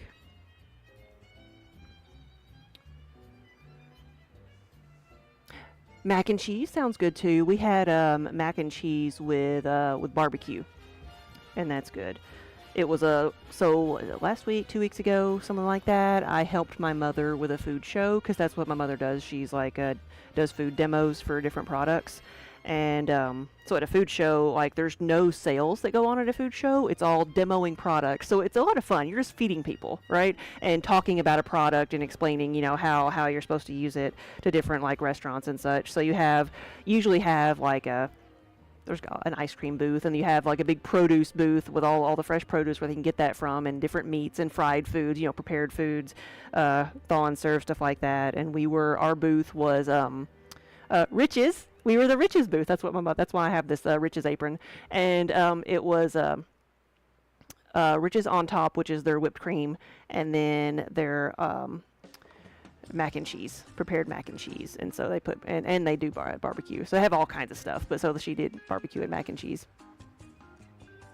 Oh, it is a fun show, especially because like just like every like a convention nowadays, like they don't do as many shows as they used to. They used to do them all the time because it was how people came out, and restaurant owners come out and they get deals on they will get deals on things that they can do they see at the show, promotional items and stuff. And so it was a good way to come out. But now with the internet, people don't have to come to the shows as much anymore, so they don't do as many shows. But when I was in college, I would help her with the shows, and at the end of the show, like if they, at that point she worked for Sara Lee too, so at the end of the show, like if they open up a case of 6 pies and they only sample out 2 of the pies, there's 4 more pies that they have to throw away because they cannot sell those pies. So college student brings a cooler with her and takes back everything that's been opened and uneaten.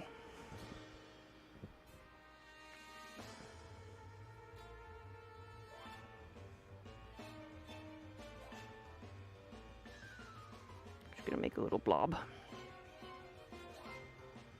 I wish I need to find like a demo on how to do like a tortoise shell cat markings, because I would like to do one of those. See if it would turn out, how it would turn out. Lobster mac and cheese, I've seen that too. Yeah, anything with it over mac and cheese.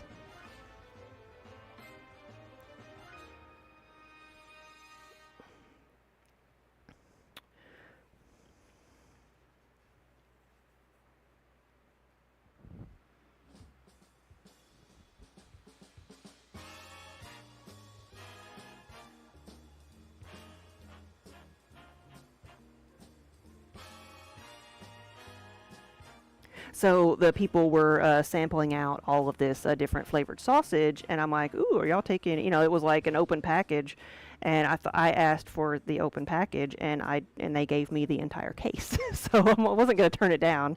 But so I've got like all of this sausage now.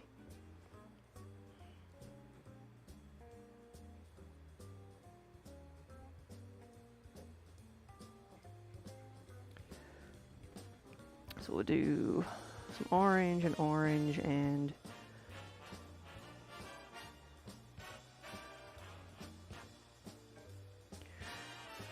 maybe a mark like that.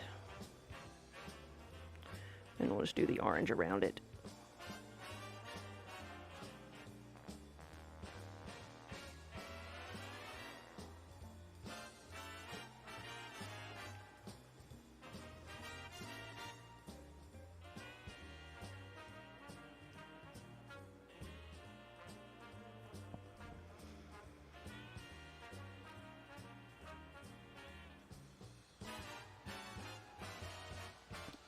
Yeah, Spook, you're in Wisconsin. Everything has cheese.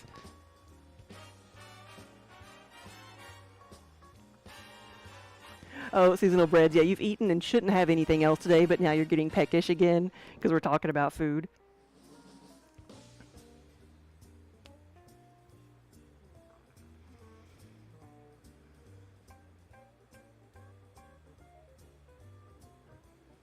I think I'll give her a black foot and an orange foot.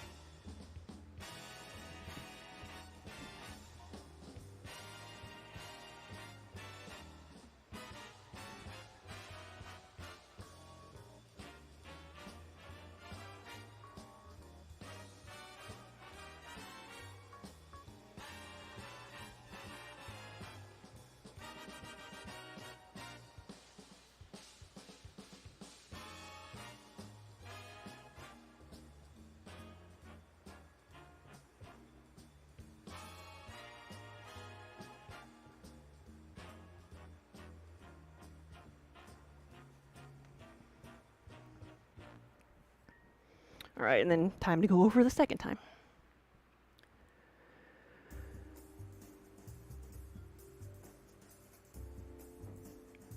No, like seasonal breads, I've heard of that sandwich before, and when I hear it, I'm like, really? No, that's not something that, now, I will say we do tuna salad. So I guess we do tuna salad, but it's cold.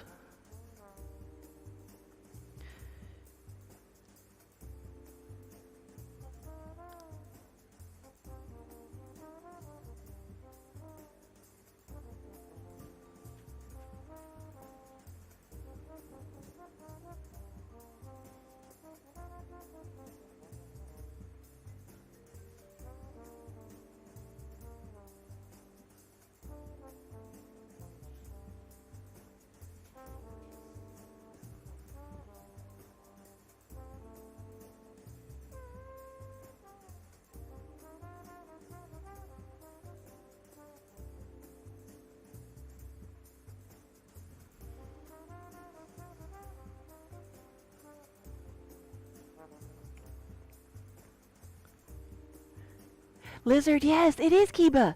It is going to be Kiba. Actually, this one, Kiba, we've already done. This one is going to be the calico. Sorry. But it does have black spots. So this one's going to have some orange on it, too.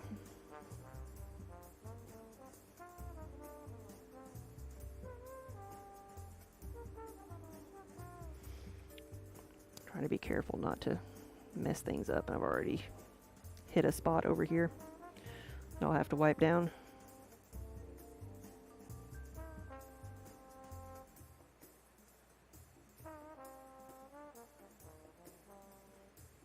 So this piece has not been fired yet. So it's still very, very fragile. Did I do the face? I don't think I did the face again. And this is a black underglaze that I'm using, so it has to, okay, let me set it down and let it dry for a second. I'm just getting it on my hands. Right there.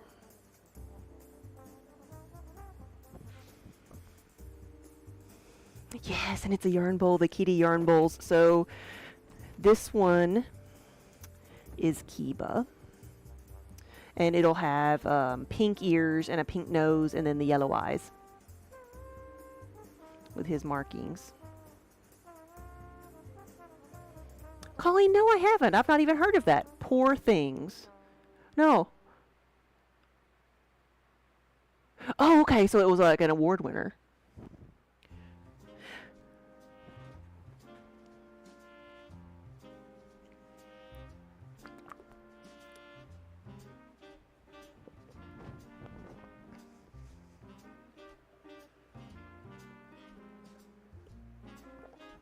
Only thing I've seen recently is Dune, and that was because we made a point to go see it. Oh, really? It's a interesting take on a Frankenstein-esque story, huh? Yeah, so my first thought whenever something like that, something comes out that is popular, I'm like, ooh, I wonder if it's a book. Because I know I'll probably never sit down and watch something.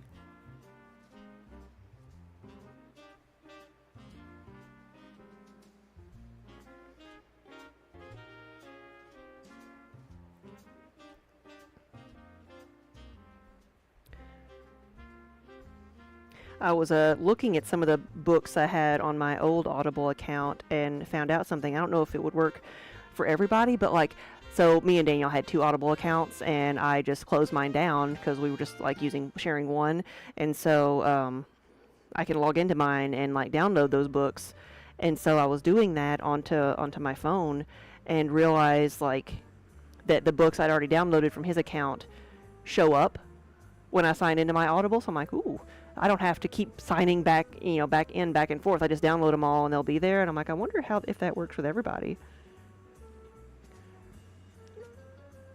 Because, like, I could just give, people access to the account, download all the books, and then we could share accounts.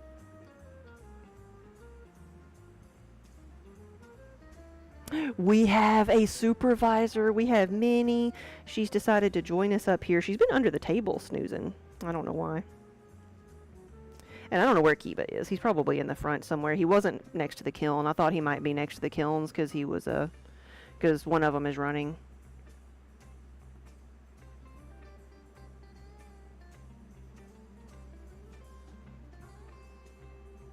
And it feels decent outside today. Like it's actually a little bit cool, so it's not a bazillion degrees in here.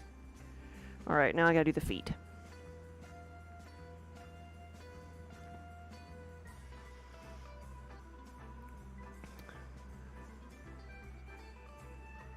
Dune is on Amazon Prime and Hulu if you have a sub. Okay.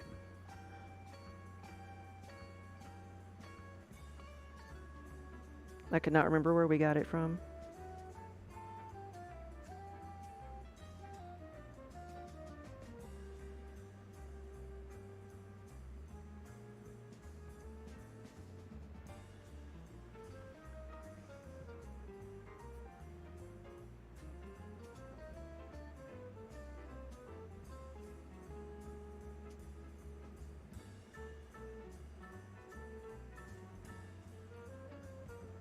There we go.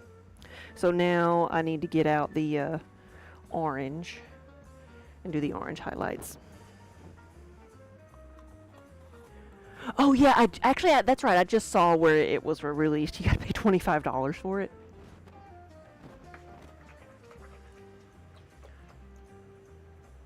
I mean, we paid that per person to go see it in IMAX.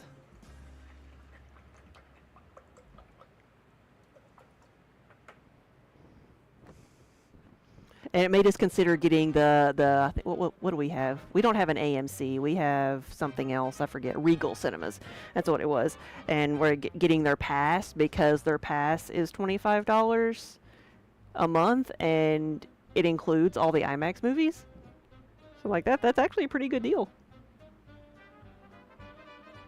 Yeah, we did see it at IMAX. That's the only movies I think we've gone to like in the recent years. We haven't been to very many, but go to see the IMAX.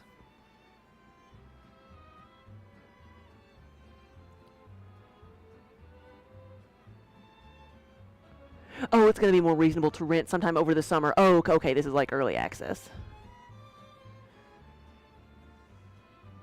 Closest one to you is 45 minutes away. Yeah, I mean, Nashville's an hour. Yeah.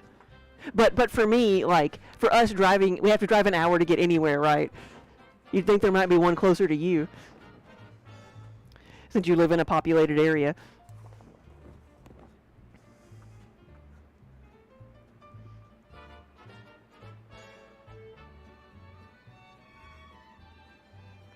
So this is going to be our cat color. The orange for the cat.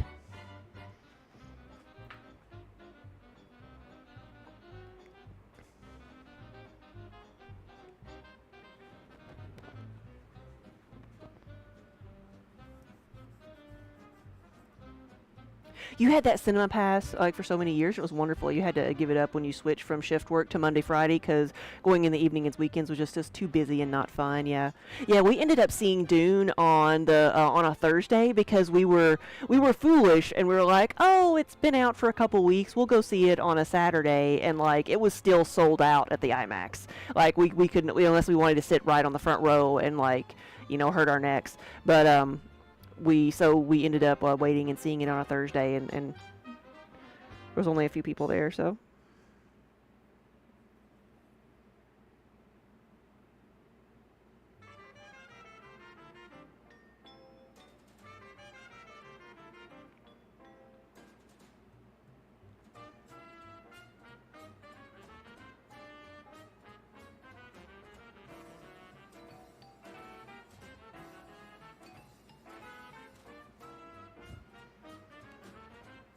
One of the best things they did was reserve seating in movies. Yes, like they didn't want people standing in line for hours beforehand and like causing each other pain.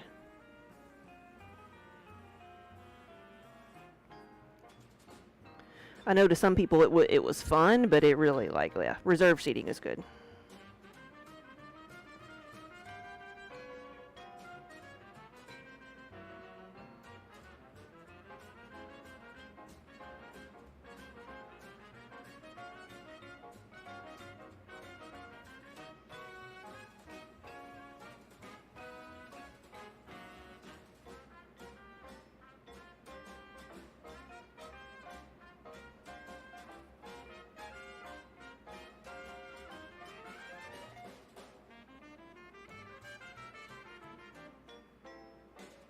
So I did need to get a little bit more of the black. I forgot to put the black in the eye there.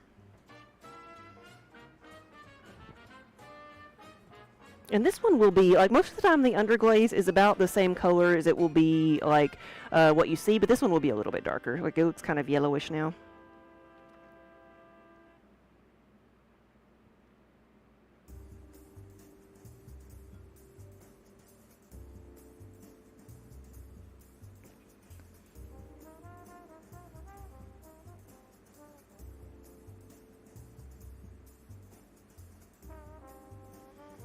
Then it'll have a clear glaze on top of it. That'll make it slightly darker.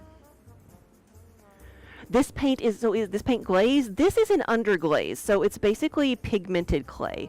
It is, underglazes are good because the color you see is the color you're going to get. So you see them used a lot in school settings, but they do not, like, they're not shiny, so they do not,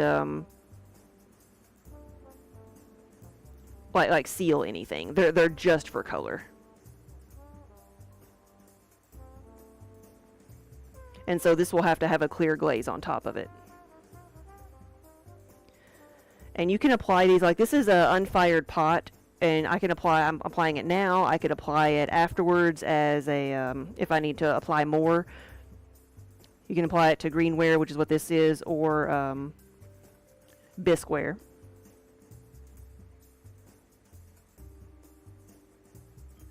And you can use the underglazes like watercolor, so they're very versatile.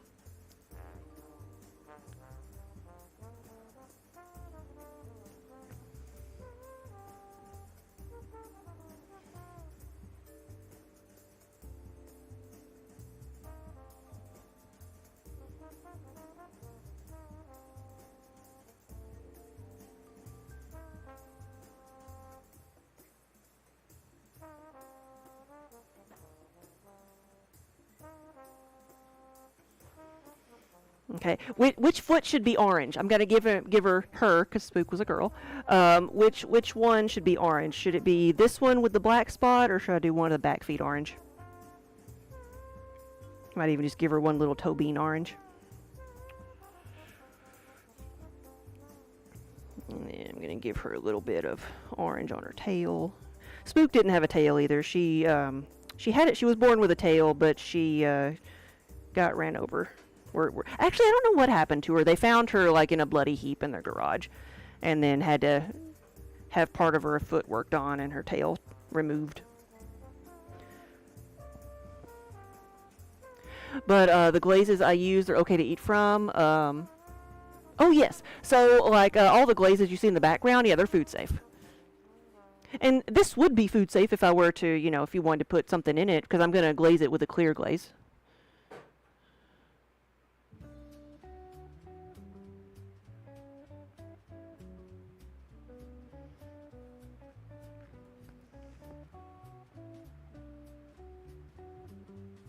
Oh, okay, they're still in the theaters. I didn't know. I thought maybe since it was released, it was not into, like, Amazon. It wasn't in theaters anymore.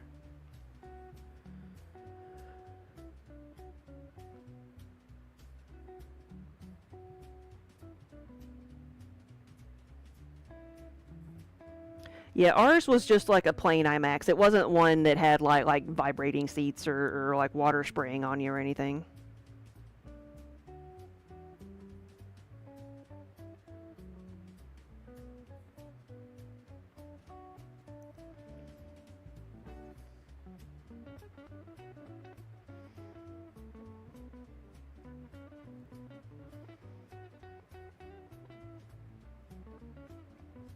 I think because this is a lighter color, I might need to put more coats on it.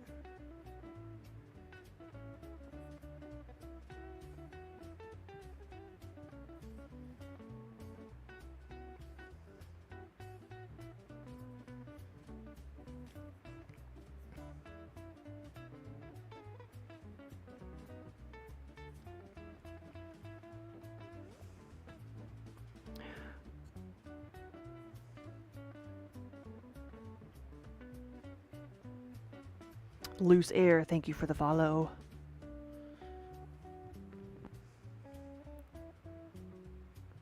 Are glazes made from natural resources like minerals, or there are some artificial components? No, no, it's actually all minerals, all things found in the earth. It's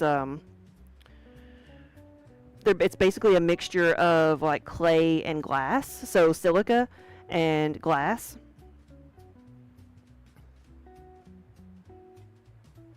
And then the colorants are usually like metal oxides. That's why when I'm glazing, like a lot of the glaze colors before they're fired are going to be like brown or gray, because it's metal oxides that then won't change color until they're heated up.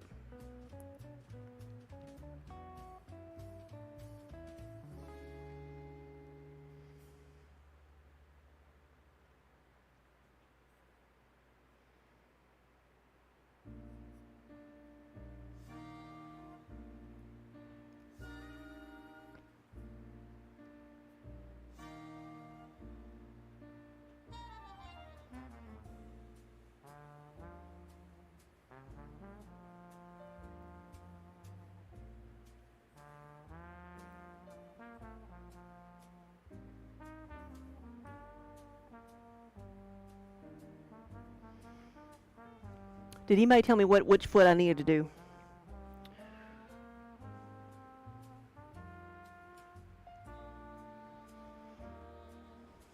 Yeah, 15 versus 20 for just the regular. Yeah, like the last time we had gone to an IMAX, it was $20 a ticket, and this time it was 25, which is not, I mean, a great. It's not like double or anything, but it is higher. Yeah. Alchemy, yes, it is sorcery. So, see if I want to add on anything else. Come on, do this down here, and to make a little extra bit of orange. This is where I don't have like a subject to look at to go for, so I'm just making stuff up.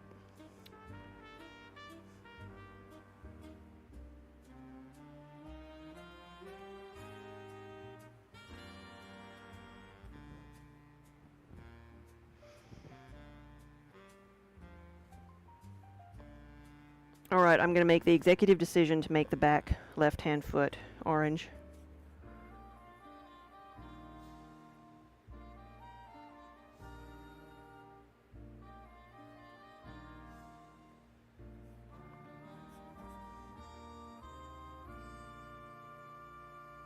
Because I think the actual spook just had, like, white feet.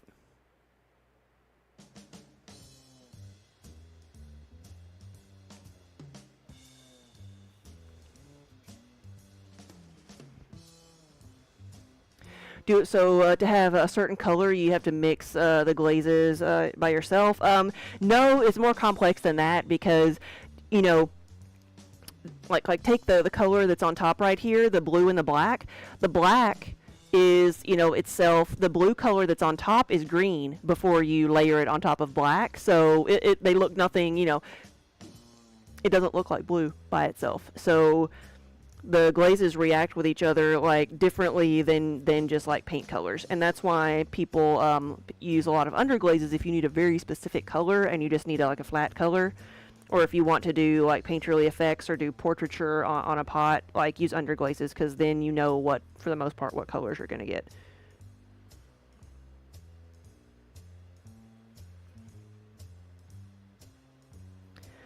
It is a whole lot of like experimenting and just like making like little test tiles like that, and layering and dipping and firing them and documenting and seeing how they turn out. Now there are like the stains that you can get that are already formulated to be a certain color that you can add to a clear glaze. That's how I get the colors like the red and then the orange and the yellow and stuff like that. Like, I do purchase those, but that's how they're made as well. They're made with stains. Now I need to do a second layer.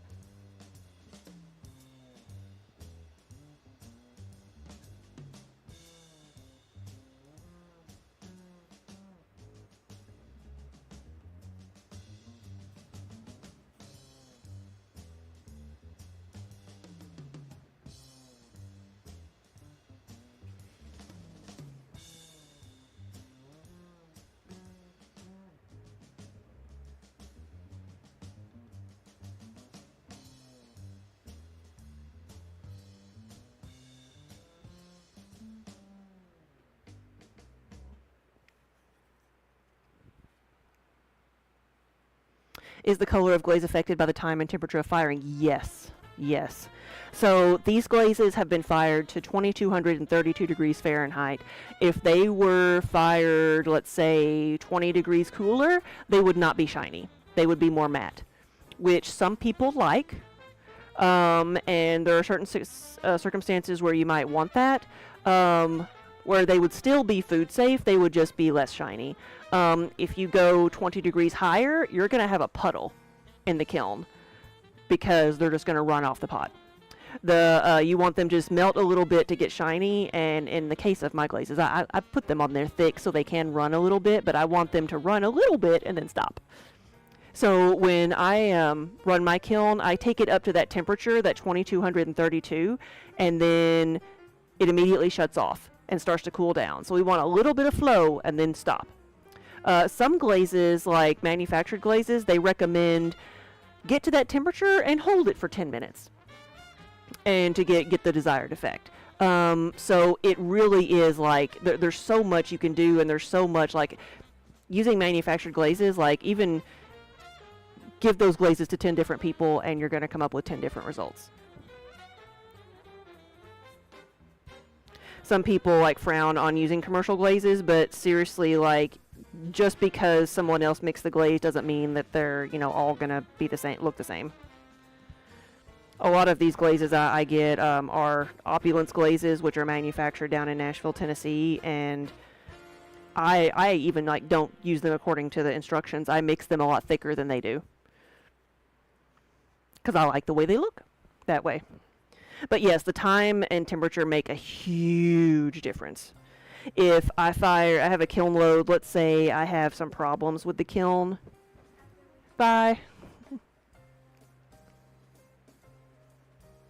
Let's say I have some problems with the kiln load, and what usually might happen is, mine kilns are electric, and if I have an element that's going bad, it might, I will know that because the firing will take significantly longer. If it takes a couple hours longer than normal, I know I've got something going bad, and the glazes will be a little bit shinier and a lot runnier than normal because they've been in there too long.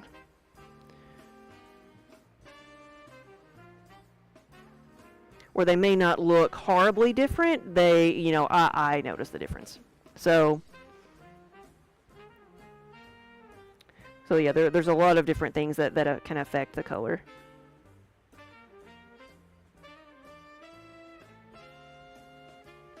And pinks, like I have here, a lot of the colors, like they could be refired. If something happens and like I miss a spot or for some reason it needs to be refired, I can do that.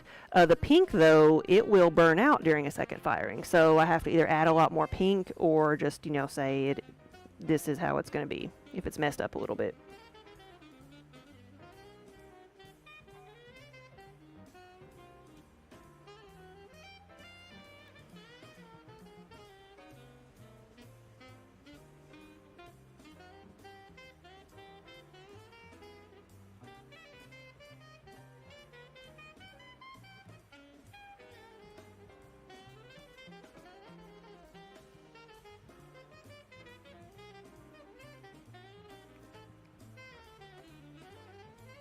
It's really nice how much creative freedom it gives. Yes, I mean, and it can be really frustrating. Like, I've never taken the time to sit down and figure out, you know, do tons of experiments, because that's not the part of the process I like.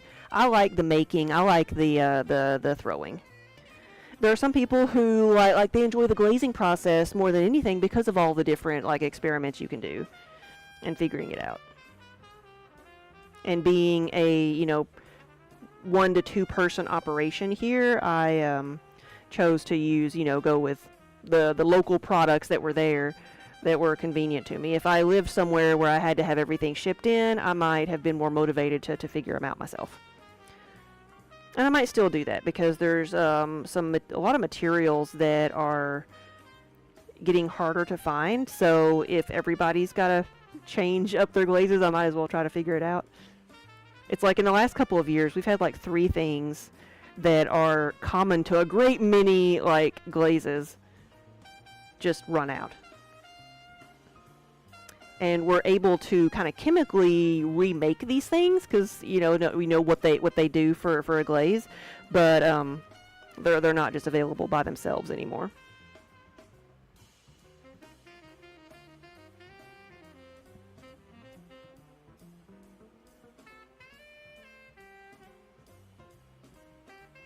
All right, now we'll get out the pink.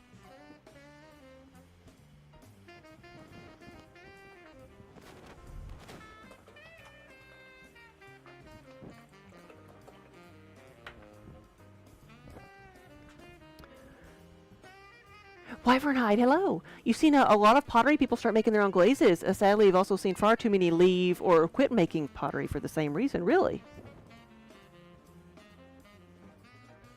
Like because of the frustration or what? Because there is a stigma. I don't know how much of a stigma there is anymore, but I remember like people saying, oh, do you make your own? Oh, you're not a real potter if you don't make your own glazes. I'm like, well, I'm using other people's glazes as a tool, and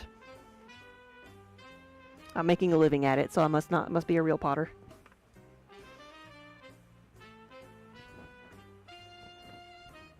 So I'm curious to know why somebody would leave, would like quit because of trying to make glazes.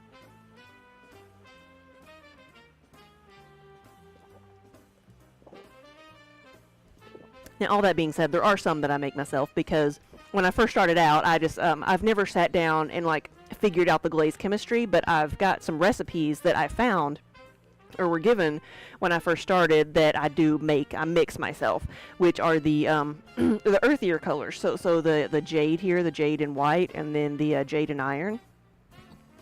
And I've got to, in the next year or so, I've got to figure out if I'm going to try to recreate those, or if there are suitable replacements out there, because the main ingredient in the iron glaze is no longer available. There's no more left of it in the world. I have a 25-pound bag of it, so I can make like another couple batches, but I've got to see if the replacements people have come up with are going to be good enough to keep that glaze, or if it's just time to do something different. And then the jade is even worse. There's two main ingredients that go into that I have materials for. It's just again, we've got to figure out if it's time to move on to something different, or if I can recreate it satisfactorily. So, and so that's the frustration of finding good glazes they liked and then suddenly being discontinued. Oh, okay. And yeah, and that's with this. It's like if I kind of wouldn't mind taking the base jade glaze and making some other colors with it because I really like the way it works. But now, like, two of the main ingredients are gone. So what's the point? And making a new glaze palette sounds like it is a lot of work. It is. And glazes themselves, like glaze ingredients, some of the glaze ingredients are relatively inexpensive, but a lot of them are not. They're really expensive. So I'm not like, I might be able to cut my costs by a little bit by making my own glazes, but that would take like days and days of extra work that to figure them out and then mix them here, which I still mix them from dry anyway, but measuring and mixing and testing. So I am perfectly okay paying a little bit more money to have somebody else do all that. Hey, Tiki Room. So it just sometimes it just comes down to like which part of the process do you like the most? What do you want to spend the most time on? And we're fortunate this day and age that we can do that. There are so many resources out there for artists, not just potters, that we can pick and choose which part of the process we want to focus on. And,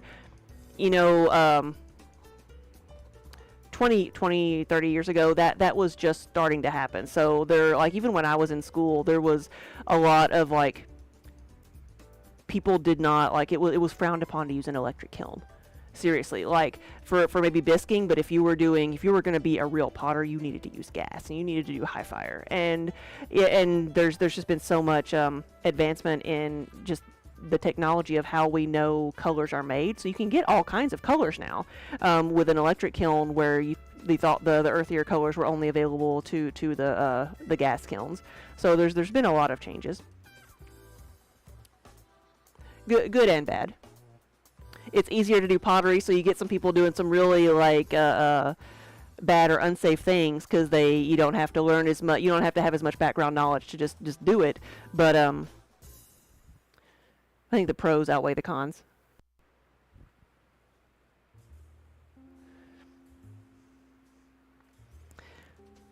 Lizard, in the throwing process on my streams, you like the thud clay chunk that it makes when it falls on the wheel. Yes, that was actually one of our very first emotes. We did Kiba the cat, and then we had like a big splat emote. But I'm going to continue, I'm going to clean this one up and then maybe do some pink. I haven't decided. I need to see how many of these I have. If I have enough, that I think I might do a white cat with pink ears. And then I'll get the pink out and finish those others. You might be trying Raku this summer. Nice. So we're going to be doing a Raku firing sometime in the next week. See what the weather looks like and see which days looks like it would be best. Because I've got some more yarn bowls to do. Yeah, it's just yarn bowls this time.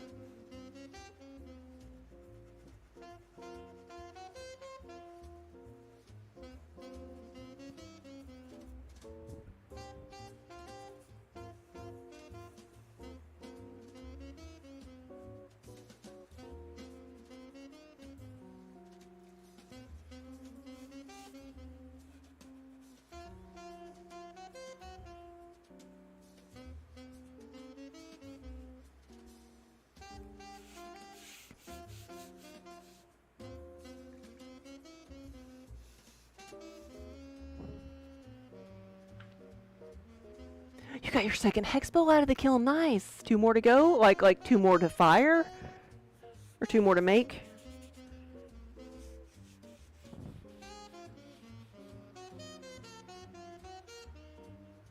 The cat part is hollow. So it's, you can kind of see there, it's hollow. There's little spaces there. I use a little press mold to make the faces. It may be a 1/4 inch thick, maybe more in some places, but that's an average.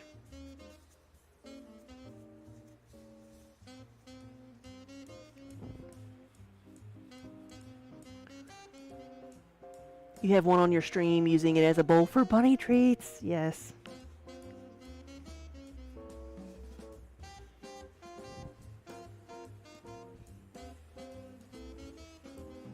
Sorry, I'm trying. I keep forgetting when I put my elbow in the camera.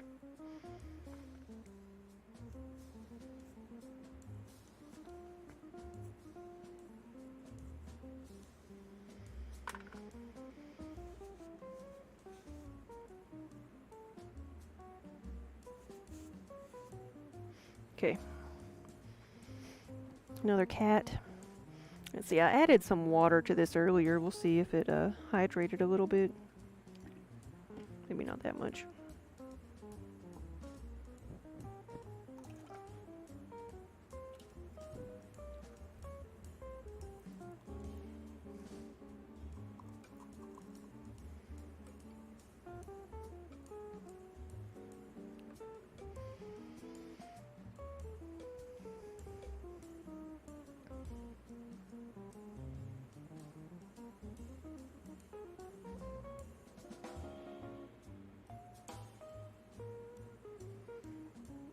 I love these brushes. These are like the horsehair calligraphy brushes. They're so good for like, you can use them to fill in large areas. You can use the tip for fine work.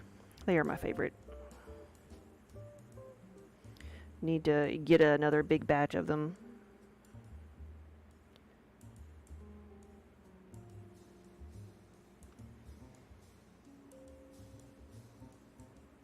And they're not like super like expensive either. I get the cheapest ones I can find because I know I'm not going to take care of them.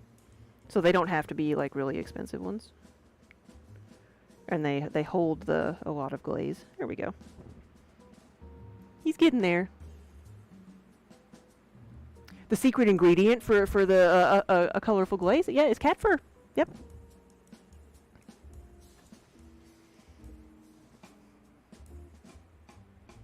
And then this one needs to be, the ear needs to be cleaned up a little bit.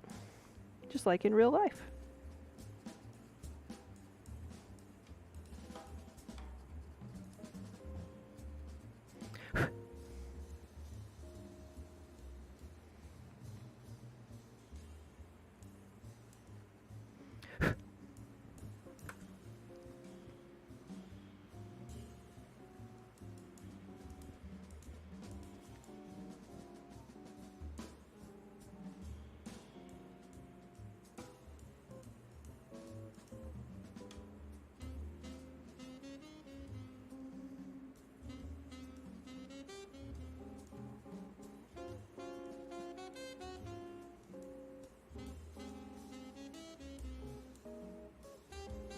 There we go, and I will put a second layer on that other one too of pink.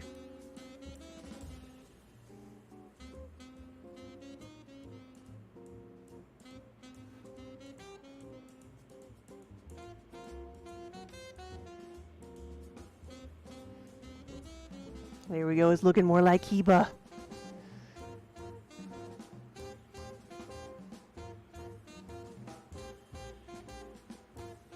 Oh yeah, you told me about the cell phone amp, and it works good. Nice. You left it at the studio for people to use. Yeah. It is a yarn bowl, even with Kiba's stubby tail.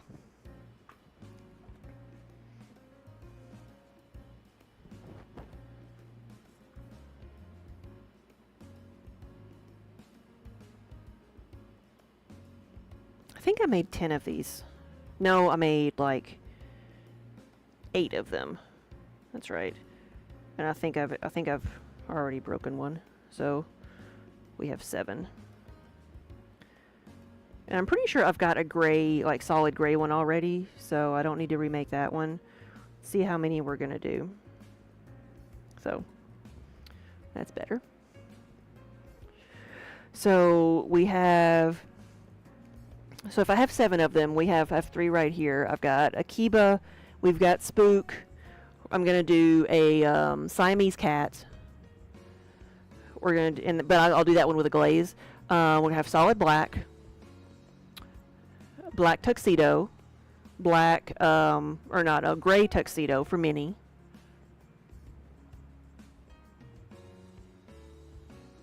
That leaves one more. What is the other one we should do? Should I do a another solid black cat? Because they're very popular. I could do 2 solid black cats, or I could do a solid white cat with like just a pink nose and pink ears. Which one do you think would be better? Oh, of course, of course. There's an ad. I'll start this again later.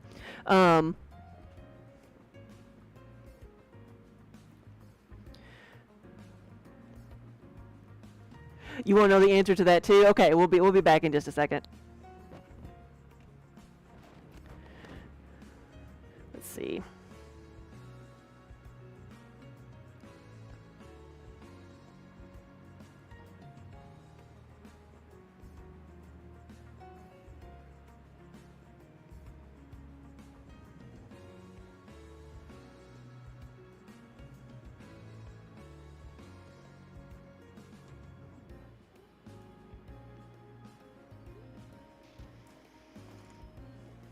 Alright, I'm going to go get some more of these and clean them up.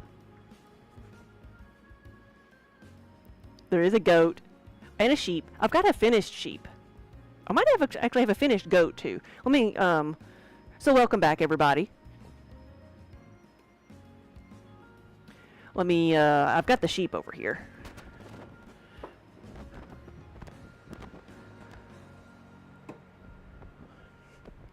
So for the sheep, I've done different colors. I do the white one like this.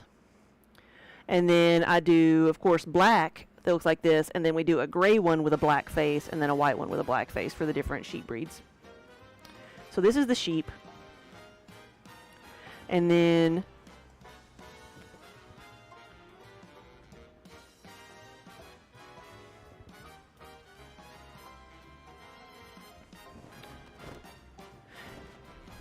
see if I can reach my other animals that I made. I don't know where I put them Oh, there they are. Because they're just like stacked here. I don't know how many are buried. Because I've got more sheep to clean up too. But there's some cats. I also have a bison. That'll be the iron color. And so you can see, there you go. Because we have some friends who own the Buffalo Wool Company, and so they make yarn and like socks and gloves and hats and stuff out of bison fiber.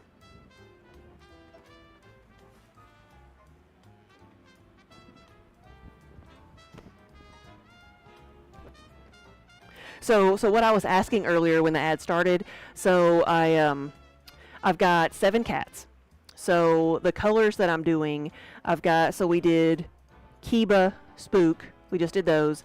I'm gonna do a black cat. I'm gonna do a Siamese, which I'm gonna do with a glaze. I've got, I'm gonna do a tux, a black tuxedo, and I'm gonna do a gray tuxedo for Minnie. That leaves one more that I can do. And should I do like a second black cat, or should I do like a white cat with pink ears? Do you think that one is a common enough cat color? White with pink ears?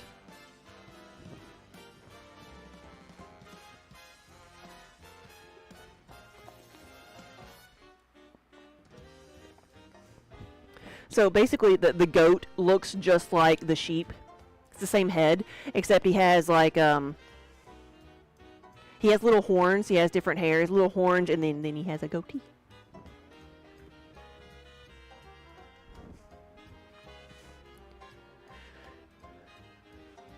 Your best-selling bunnies are the calicos, really.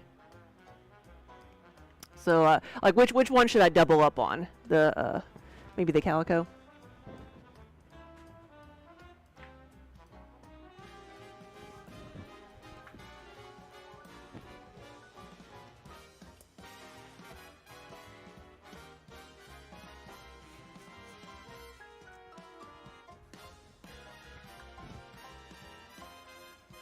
Oh, Wonder Hamster, thank you! I could make a full-body pink cat for the sphinxes, for the hairless cats, yeah. If you had a little fat sphinx. Naked mole rat. I have to change the head for that. It would have to be a much, like, thinner head. That would be funny.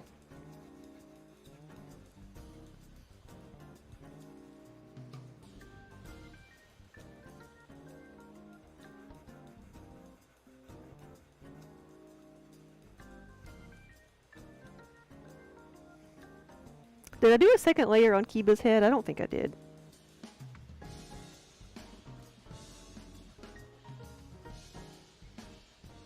And just so y'all know, I'm talking about the yarn bowl cat, not Kiba. He's actually not, he's not our friend today.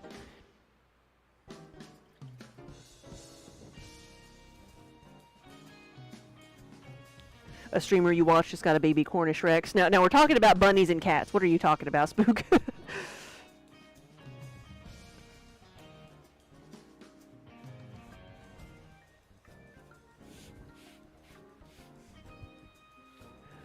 So, Tiki. Yes. Question. I'm ready. Oh, okay. With fur. Okay. I'm gonna knock that over. Dave, thank you for the resub.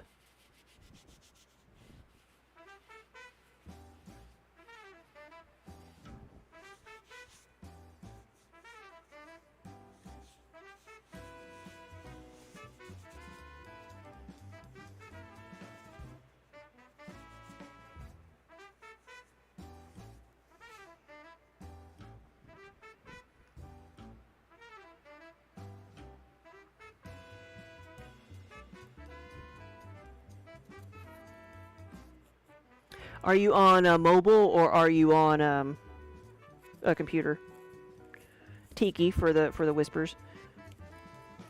I think you can click on someone's name and whisper as an option to whisper, but also like, so mine in like the top right hand corner where your like account picture is or whatever, there's a little text box that's whispers.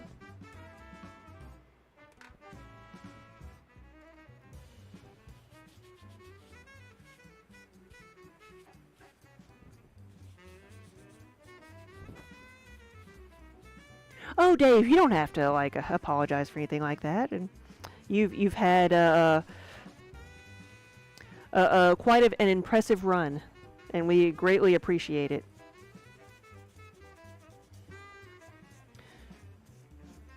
And don't forget, if you have Amazon Prime, you can sub for free. Not just here, but anywhere.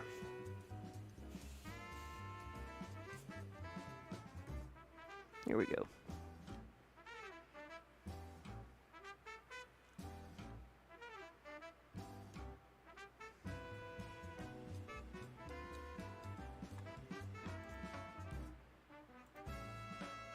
I'm looking. Oh. So that's like a tortoise shell calico. It would be blocks of color. Like, I don't know how I would do the face. I would have to think about how to do the face. But like for like if I had pictures of the sides and stuff, it would just be like I would do blocks of color and try to match the patches. That's what I need to see if I can find like a tutorial or something about how to do how to paint a tortoiseshell cat, because like I'd like to do that because we have a tortoiseshell at home.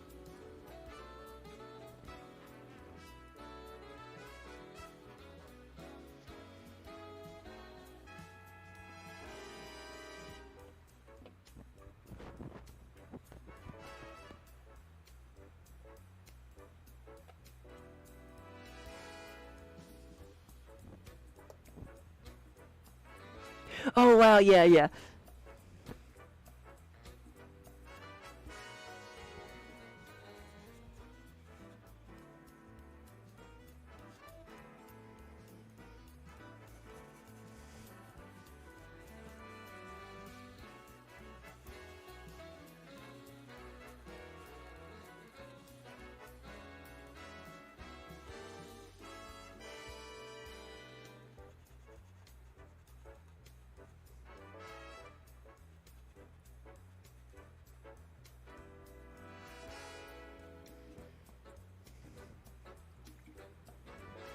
Oh, her nose is 3 different colors. Oh.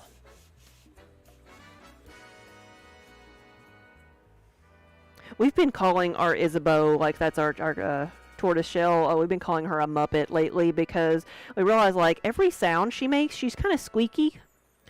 But like for every sound she makes, she opens her mouth like super wide, like for any sound. Whereas like Minnie will like she chirps all the time and she's like, but she barely opens her mouth. Like Isabeau, every sound she makes, it's like wide open, and it is just hilarious.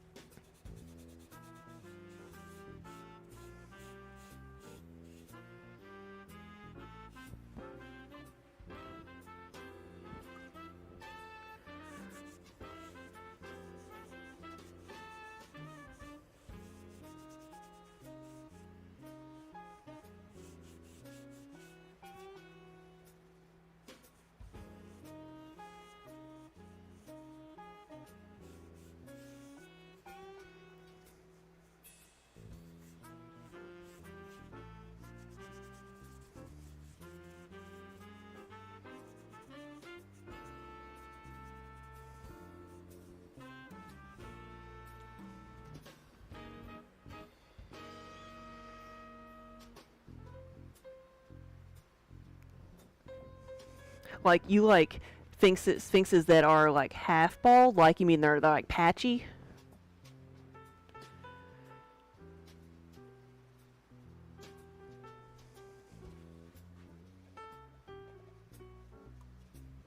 Now I gotta be careful of the horns on this one.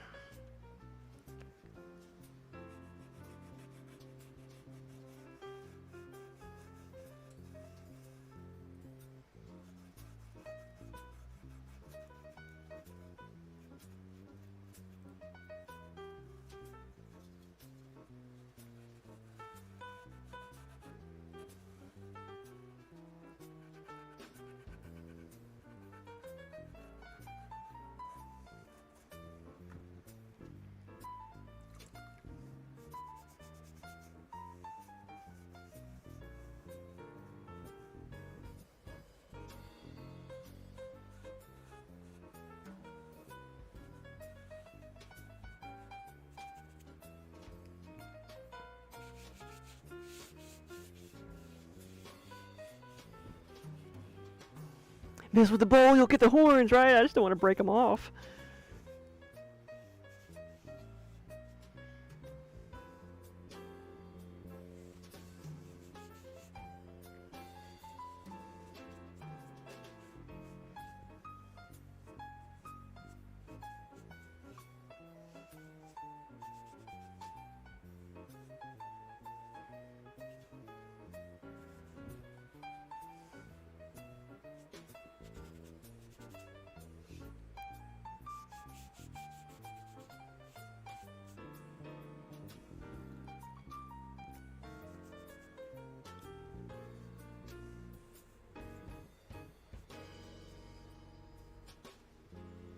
There we go. So there's our bison. He made it.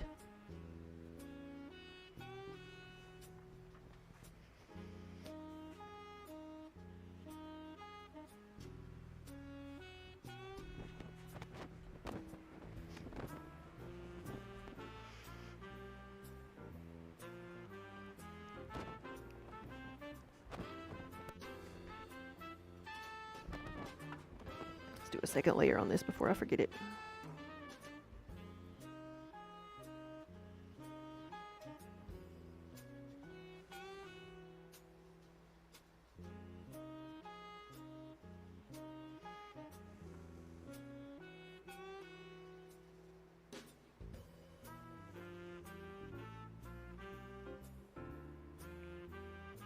Sometimes I don't see how people who do a lot of just hand painting of things like can move afterwards, because I get so tense when I'm doing some of this stuff.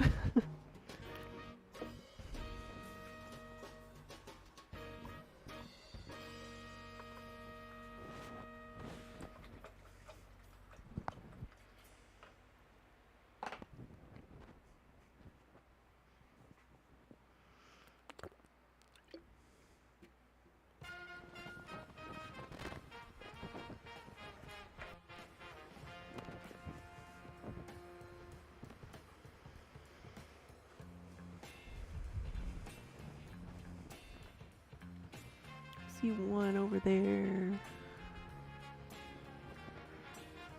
2, 3.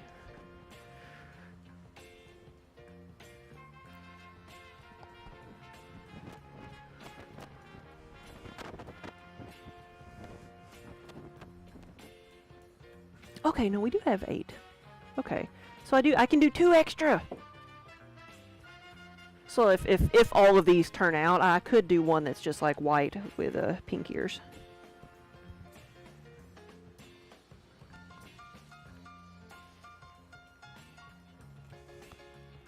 Oh, there's a displeased looking, displeased looking cat.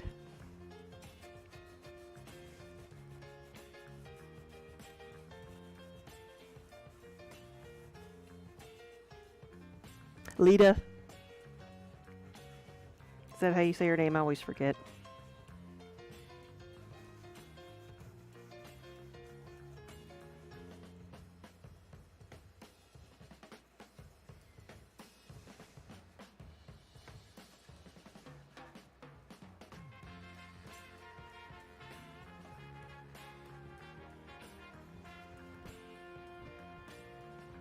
Okay.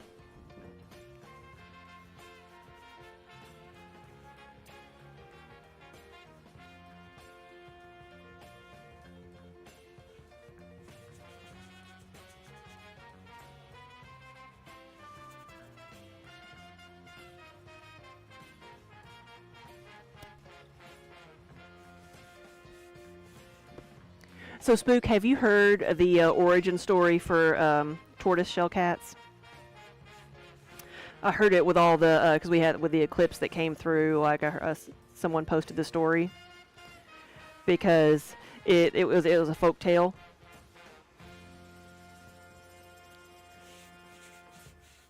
And it says that the sun wanted to come down and walk on the earth and see what it was like to be on the earth. And so the moon decided it would go in front of the sun one day and hide it to give it a chance to go wander around. And so it did it slowly so it would not scare anybody. And when the sun was hidden, it came down to earth and chose the most graceful creature it could. It chose a black cat. And as it walked around, it lost track of time. And as the moon started moving, the sun showed itself, and the sun's rays started to show itself through the fur of the black cat. And when the sun went back to its place, the spots of the sun's rays on the black cat stayed there. And so tortoiseshell cats are the ancestors of are the descendants of the cat that was blessed by the sun. I thought that was just a nice little tale. Yeah.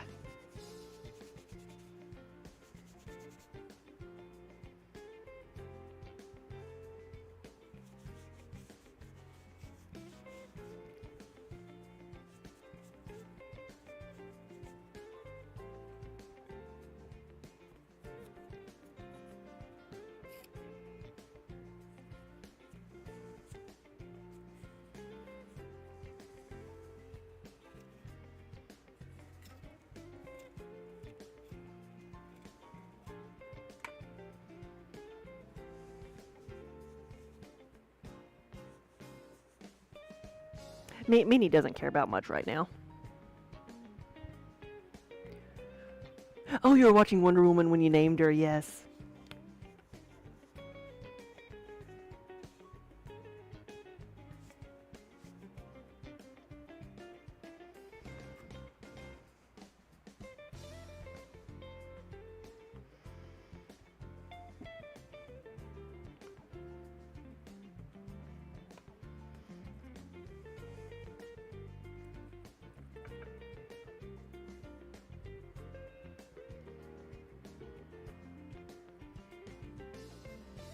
Before I'm just gonna get these out of my way, but of course.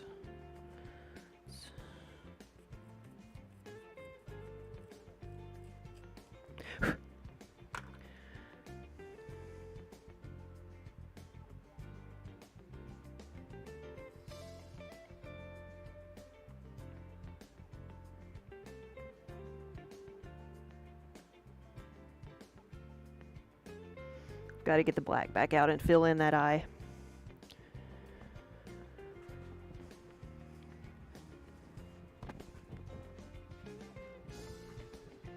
Minnie looks like a picture. She does, yeah.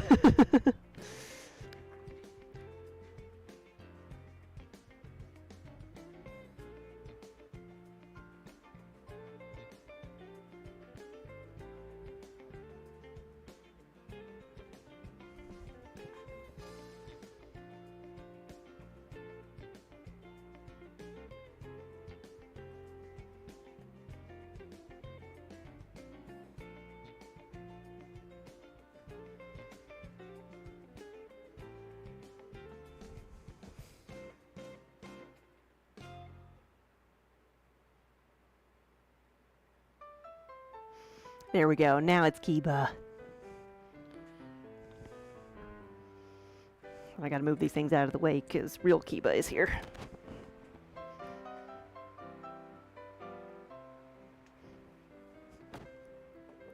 Come on. Let me get all my stuff out of your way because I am being inconsiderate.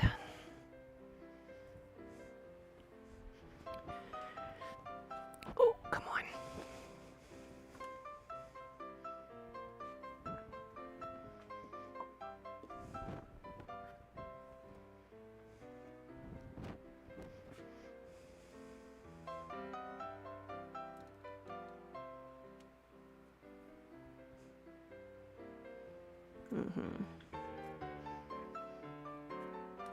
I could say that he heard us talking about him, but he doesn't do that anymore.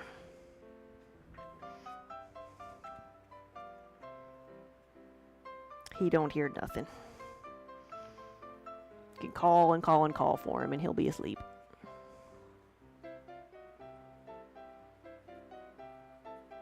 Maybe he just sensed that we were talking about him. Or maybe he just woke up from his nap and is expecting treats. That's probably it.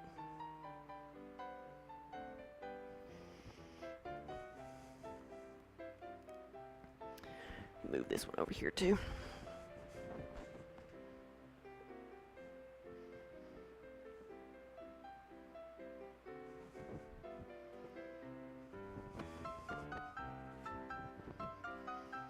So we got one more cat.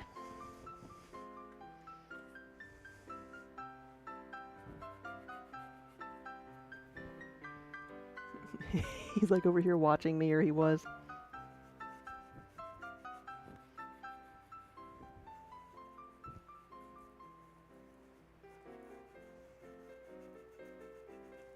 He's like, why are you petting that thing? Oh,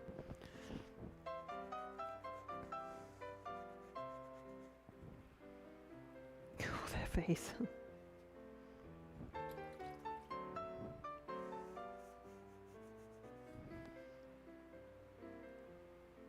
There's his tail. It's not much of a tail, but I'm kind of attached to it.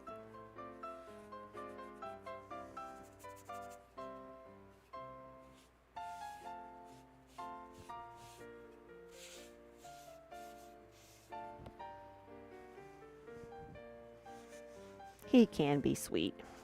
He can also be a turd.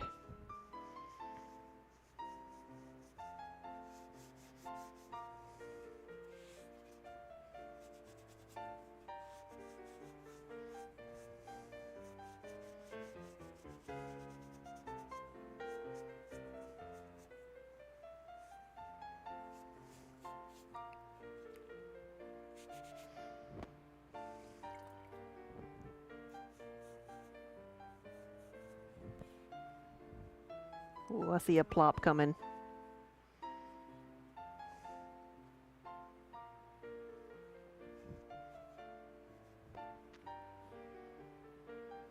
I'm gonna sniff. There we go. You approve?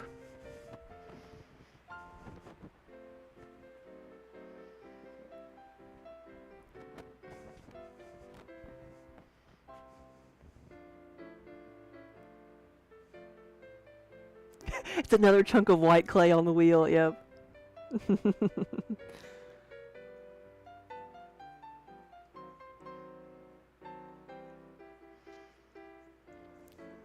I know I need to wash my hands. Ooh, that was a nip. That was uncalled for. Didn't get that tongue.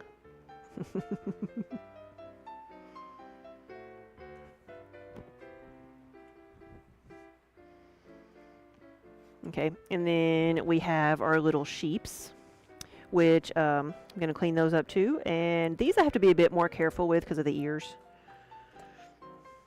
Don't want to, kind of same with the horns on the bison, I don't want to knock off the ears.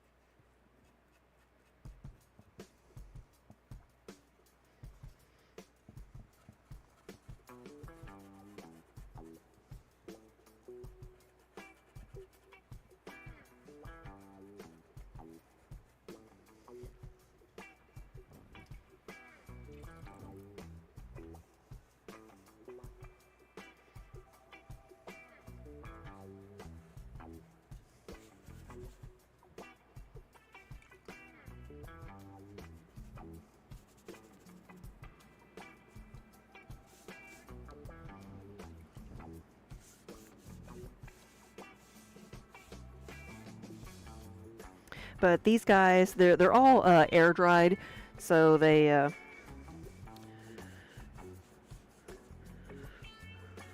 the clay's not soft anymore. And the next stage is going to be to put them in the kiln, and so I'm just wiping them down, softening the edges, cleaning up any like fingerprint marks or sharp spots, smoothing it out. And I'm able to do that with just a damp sponge, because the clay is it's a smooth clay body. Whereas like with some of the raku clay, like wiping it down with a sponge would make it worse. It would just expose all of the grit in there.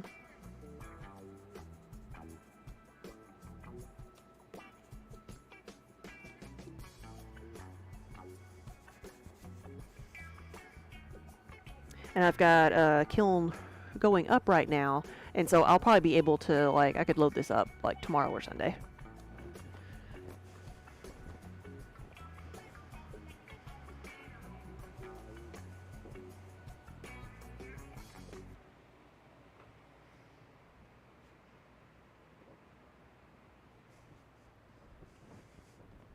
But yeah, I need to get some more.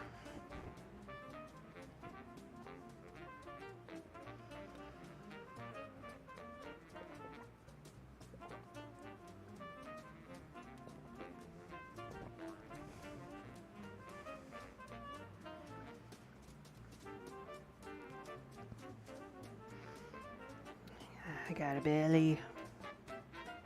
Like, you get 3 pets and then I'm gonna bite you.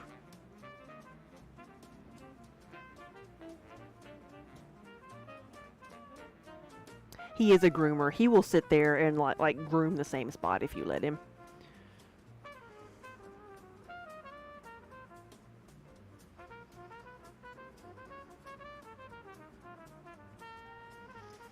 But he's happy. He's sitting here purring. He thinks he's getting away with something because he's in the way.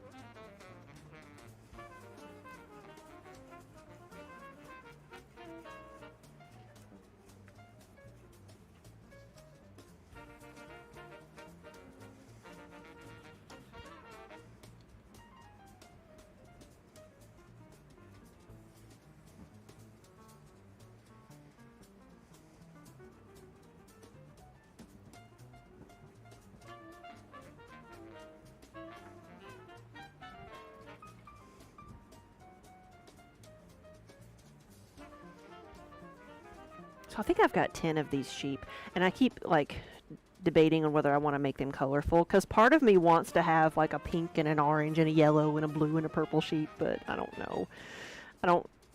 I want to sell these, and I don't know if that will sell or not.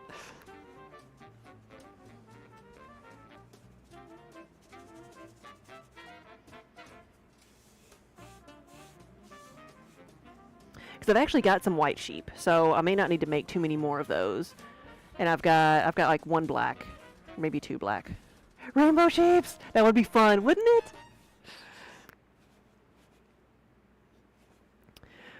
It'd at least be a good photo.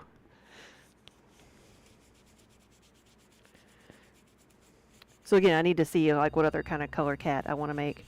But for the sheep, I need to make gray, because gray is always the best seller. So I need to make at least 4 of them gray. So that leaves 6. If I do like black and white, so I could do 4. I don't know if 4 is enough.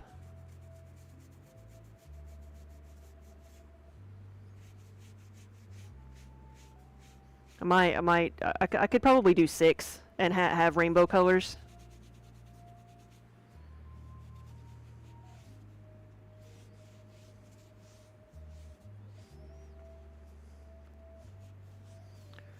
I don't know if I really want to make 1 green.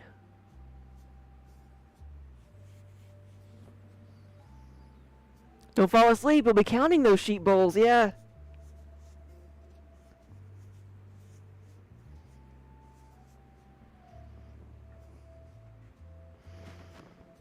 Where's my sharp pointy stick? Did you sit on it again?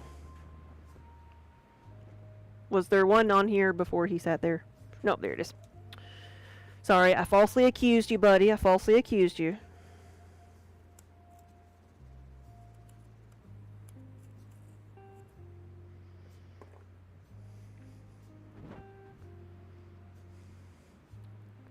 Well, yeah, I know Pride Month is coming. I'm not gonna do like a rainbow sheep where they're all those. I'm not gonna do that.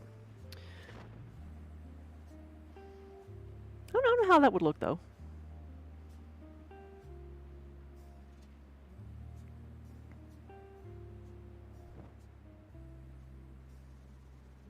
It would just be painting all the colors on. Looks so angry.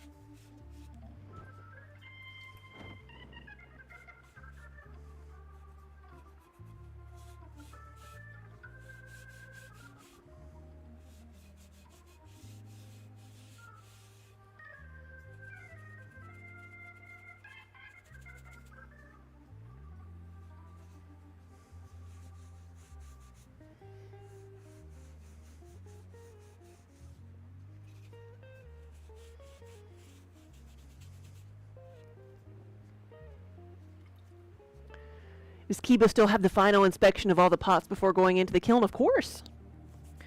So the bowls don't get the stamp of approval like the mugs do, but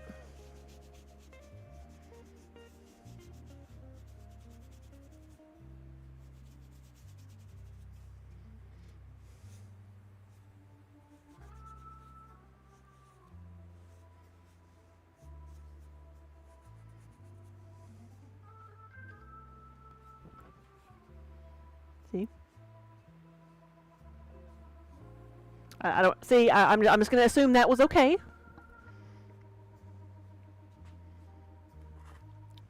That was a positive reaction.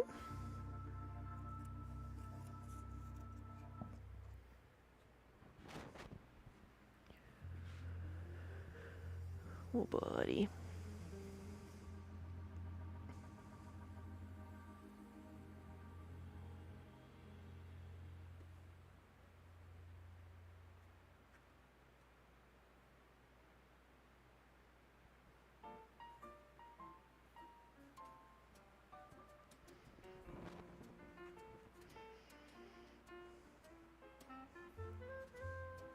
My helper was over here like one day working on the pug mill, and Kiba was up here on the doing this. Kiba was up here on the wheel, like meowing at her, and she, after a while, she ignored him because he'll sit here and do this all day if you let him. And then he started to get down, so she came over to help him down because he's old. And as soon as she came over, like he jumped back on the wheel and like started purring, and so she petted him. She's like, "Okay, you changed your mind. I'll pet you for a second." And then they went back to work, and then he started to get down, and she went to help him again, and he came back and like jumped over here and started purring to be on the wheel, and she's like, "Oh, okay, I know how this is going. I am not gonna be trained by you." And like, it's too late. We've already been trained. Yes. This is Kiba, and also Kiba's tail over here.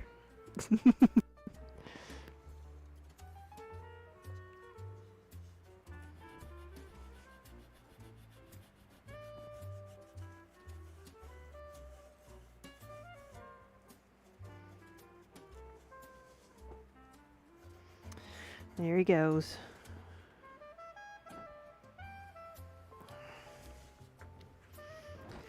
You didn't think about this before you went over there, did you? Come on. I got you. Oh, come on.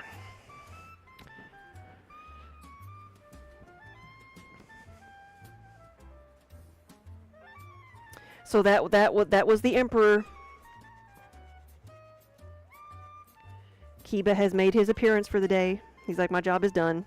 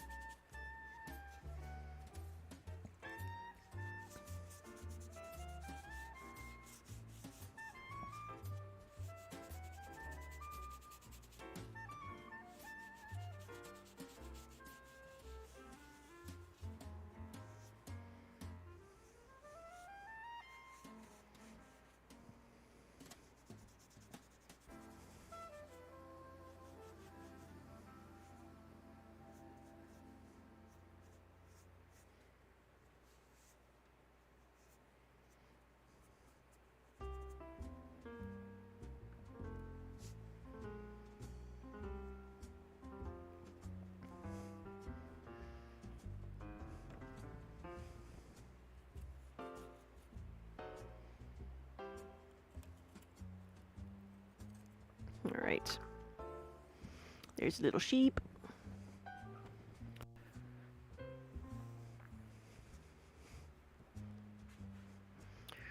Smurfs are 3 apples high. These are 3 sheeps high.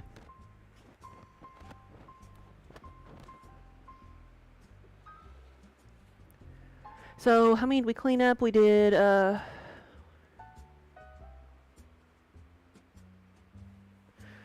33 pieces over here, and lost 1.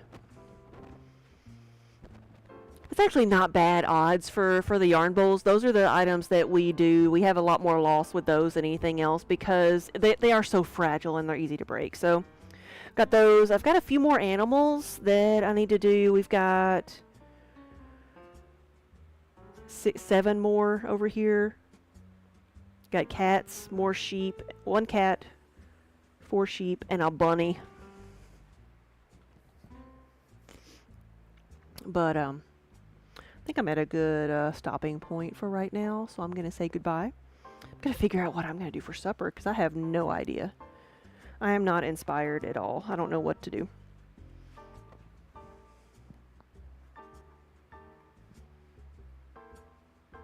Let's see.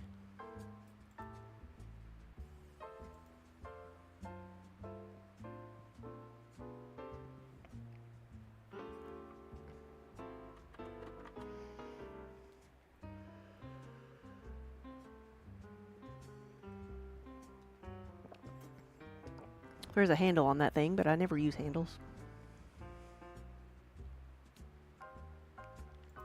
It's time for you to hit the hay. You're getting tired. Oh no, and you're hurting. That's not good. Yeah, we'll see you later. Thank you for stopping by. And thank you again for the resub.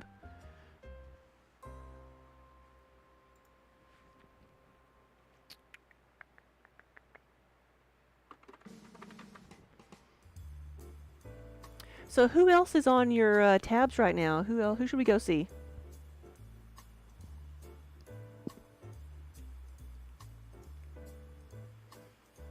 Got Sassacast and Positively Crafty. Traveling Tatter.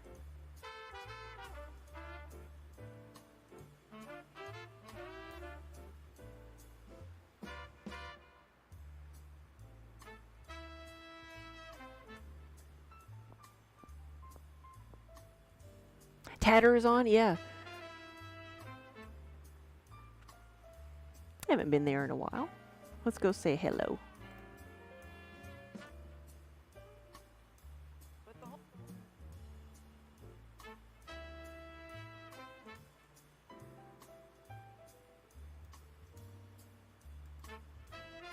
I love that they always have to put somewhere in their like stream, not tattooing.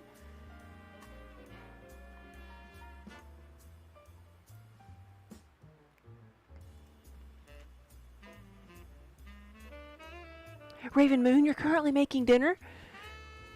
Yeah, thank you for watching. What's for supper?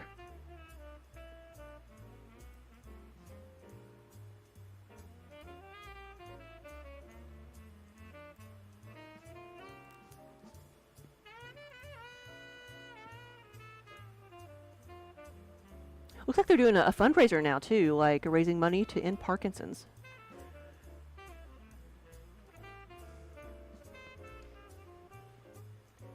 So guys, thank you so much for watching. Thanks for spending part of your Friday afternoon here with us.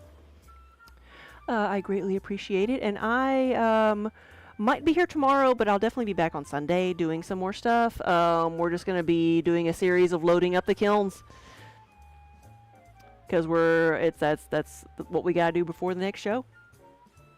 Hamburger patties. That's a good idea. So I'm gonna get off of here. I'm gonna give Minnie her treats, because looks like she knows what time it is. She knows when the keyboard comes out. It's time to go. But here we go. We're gonna go see the Traveling Tatter. Have a good weekend, everybody, and I will see y'all later.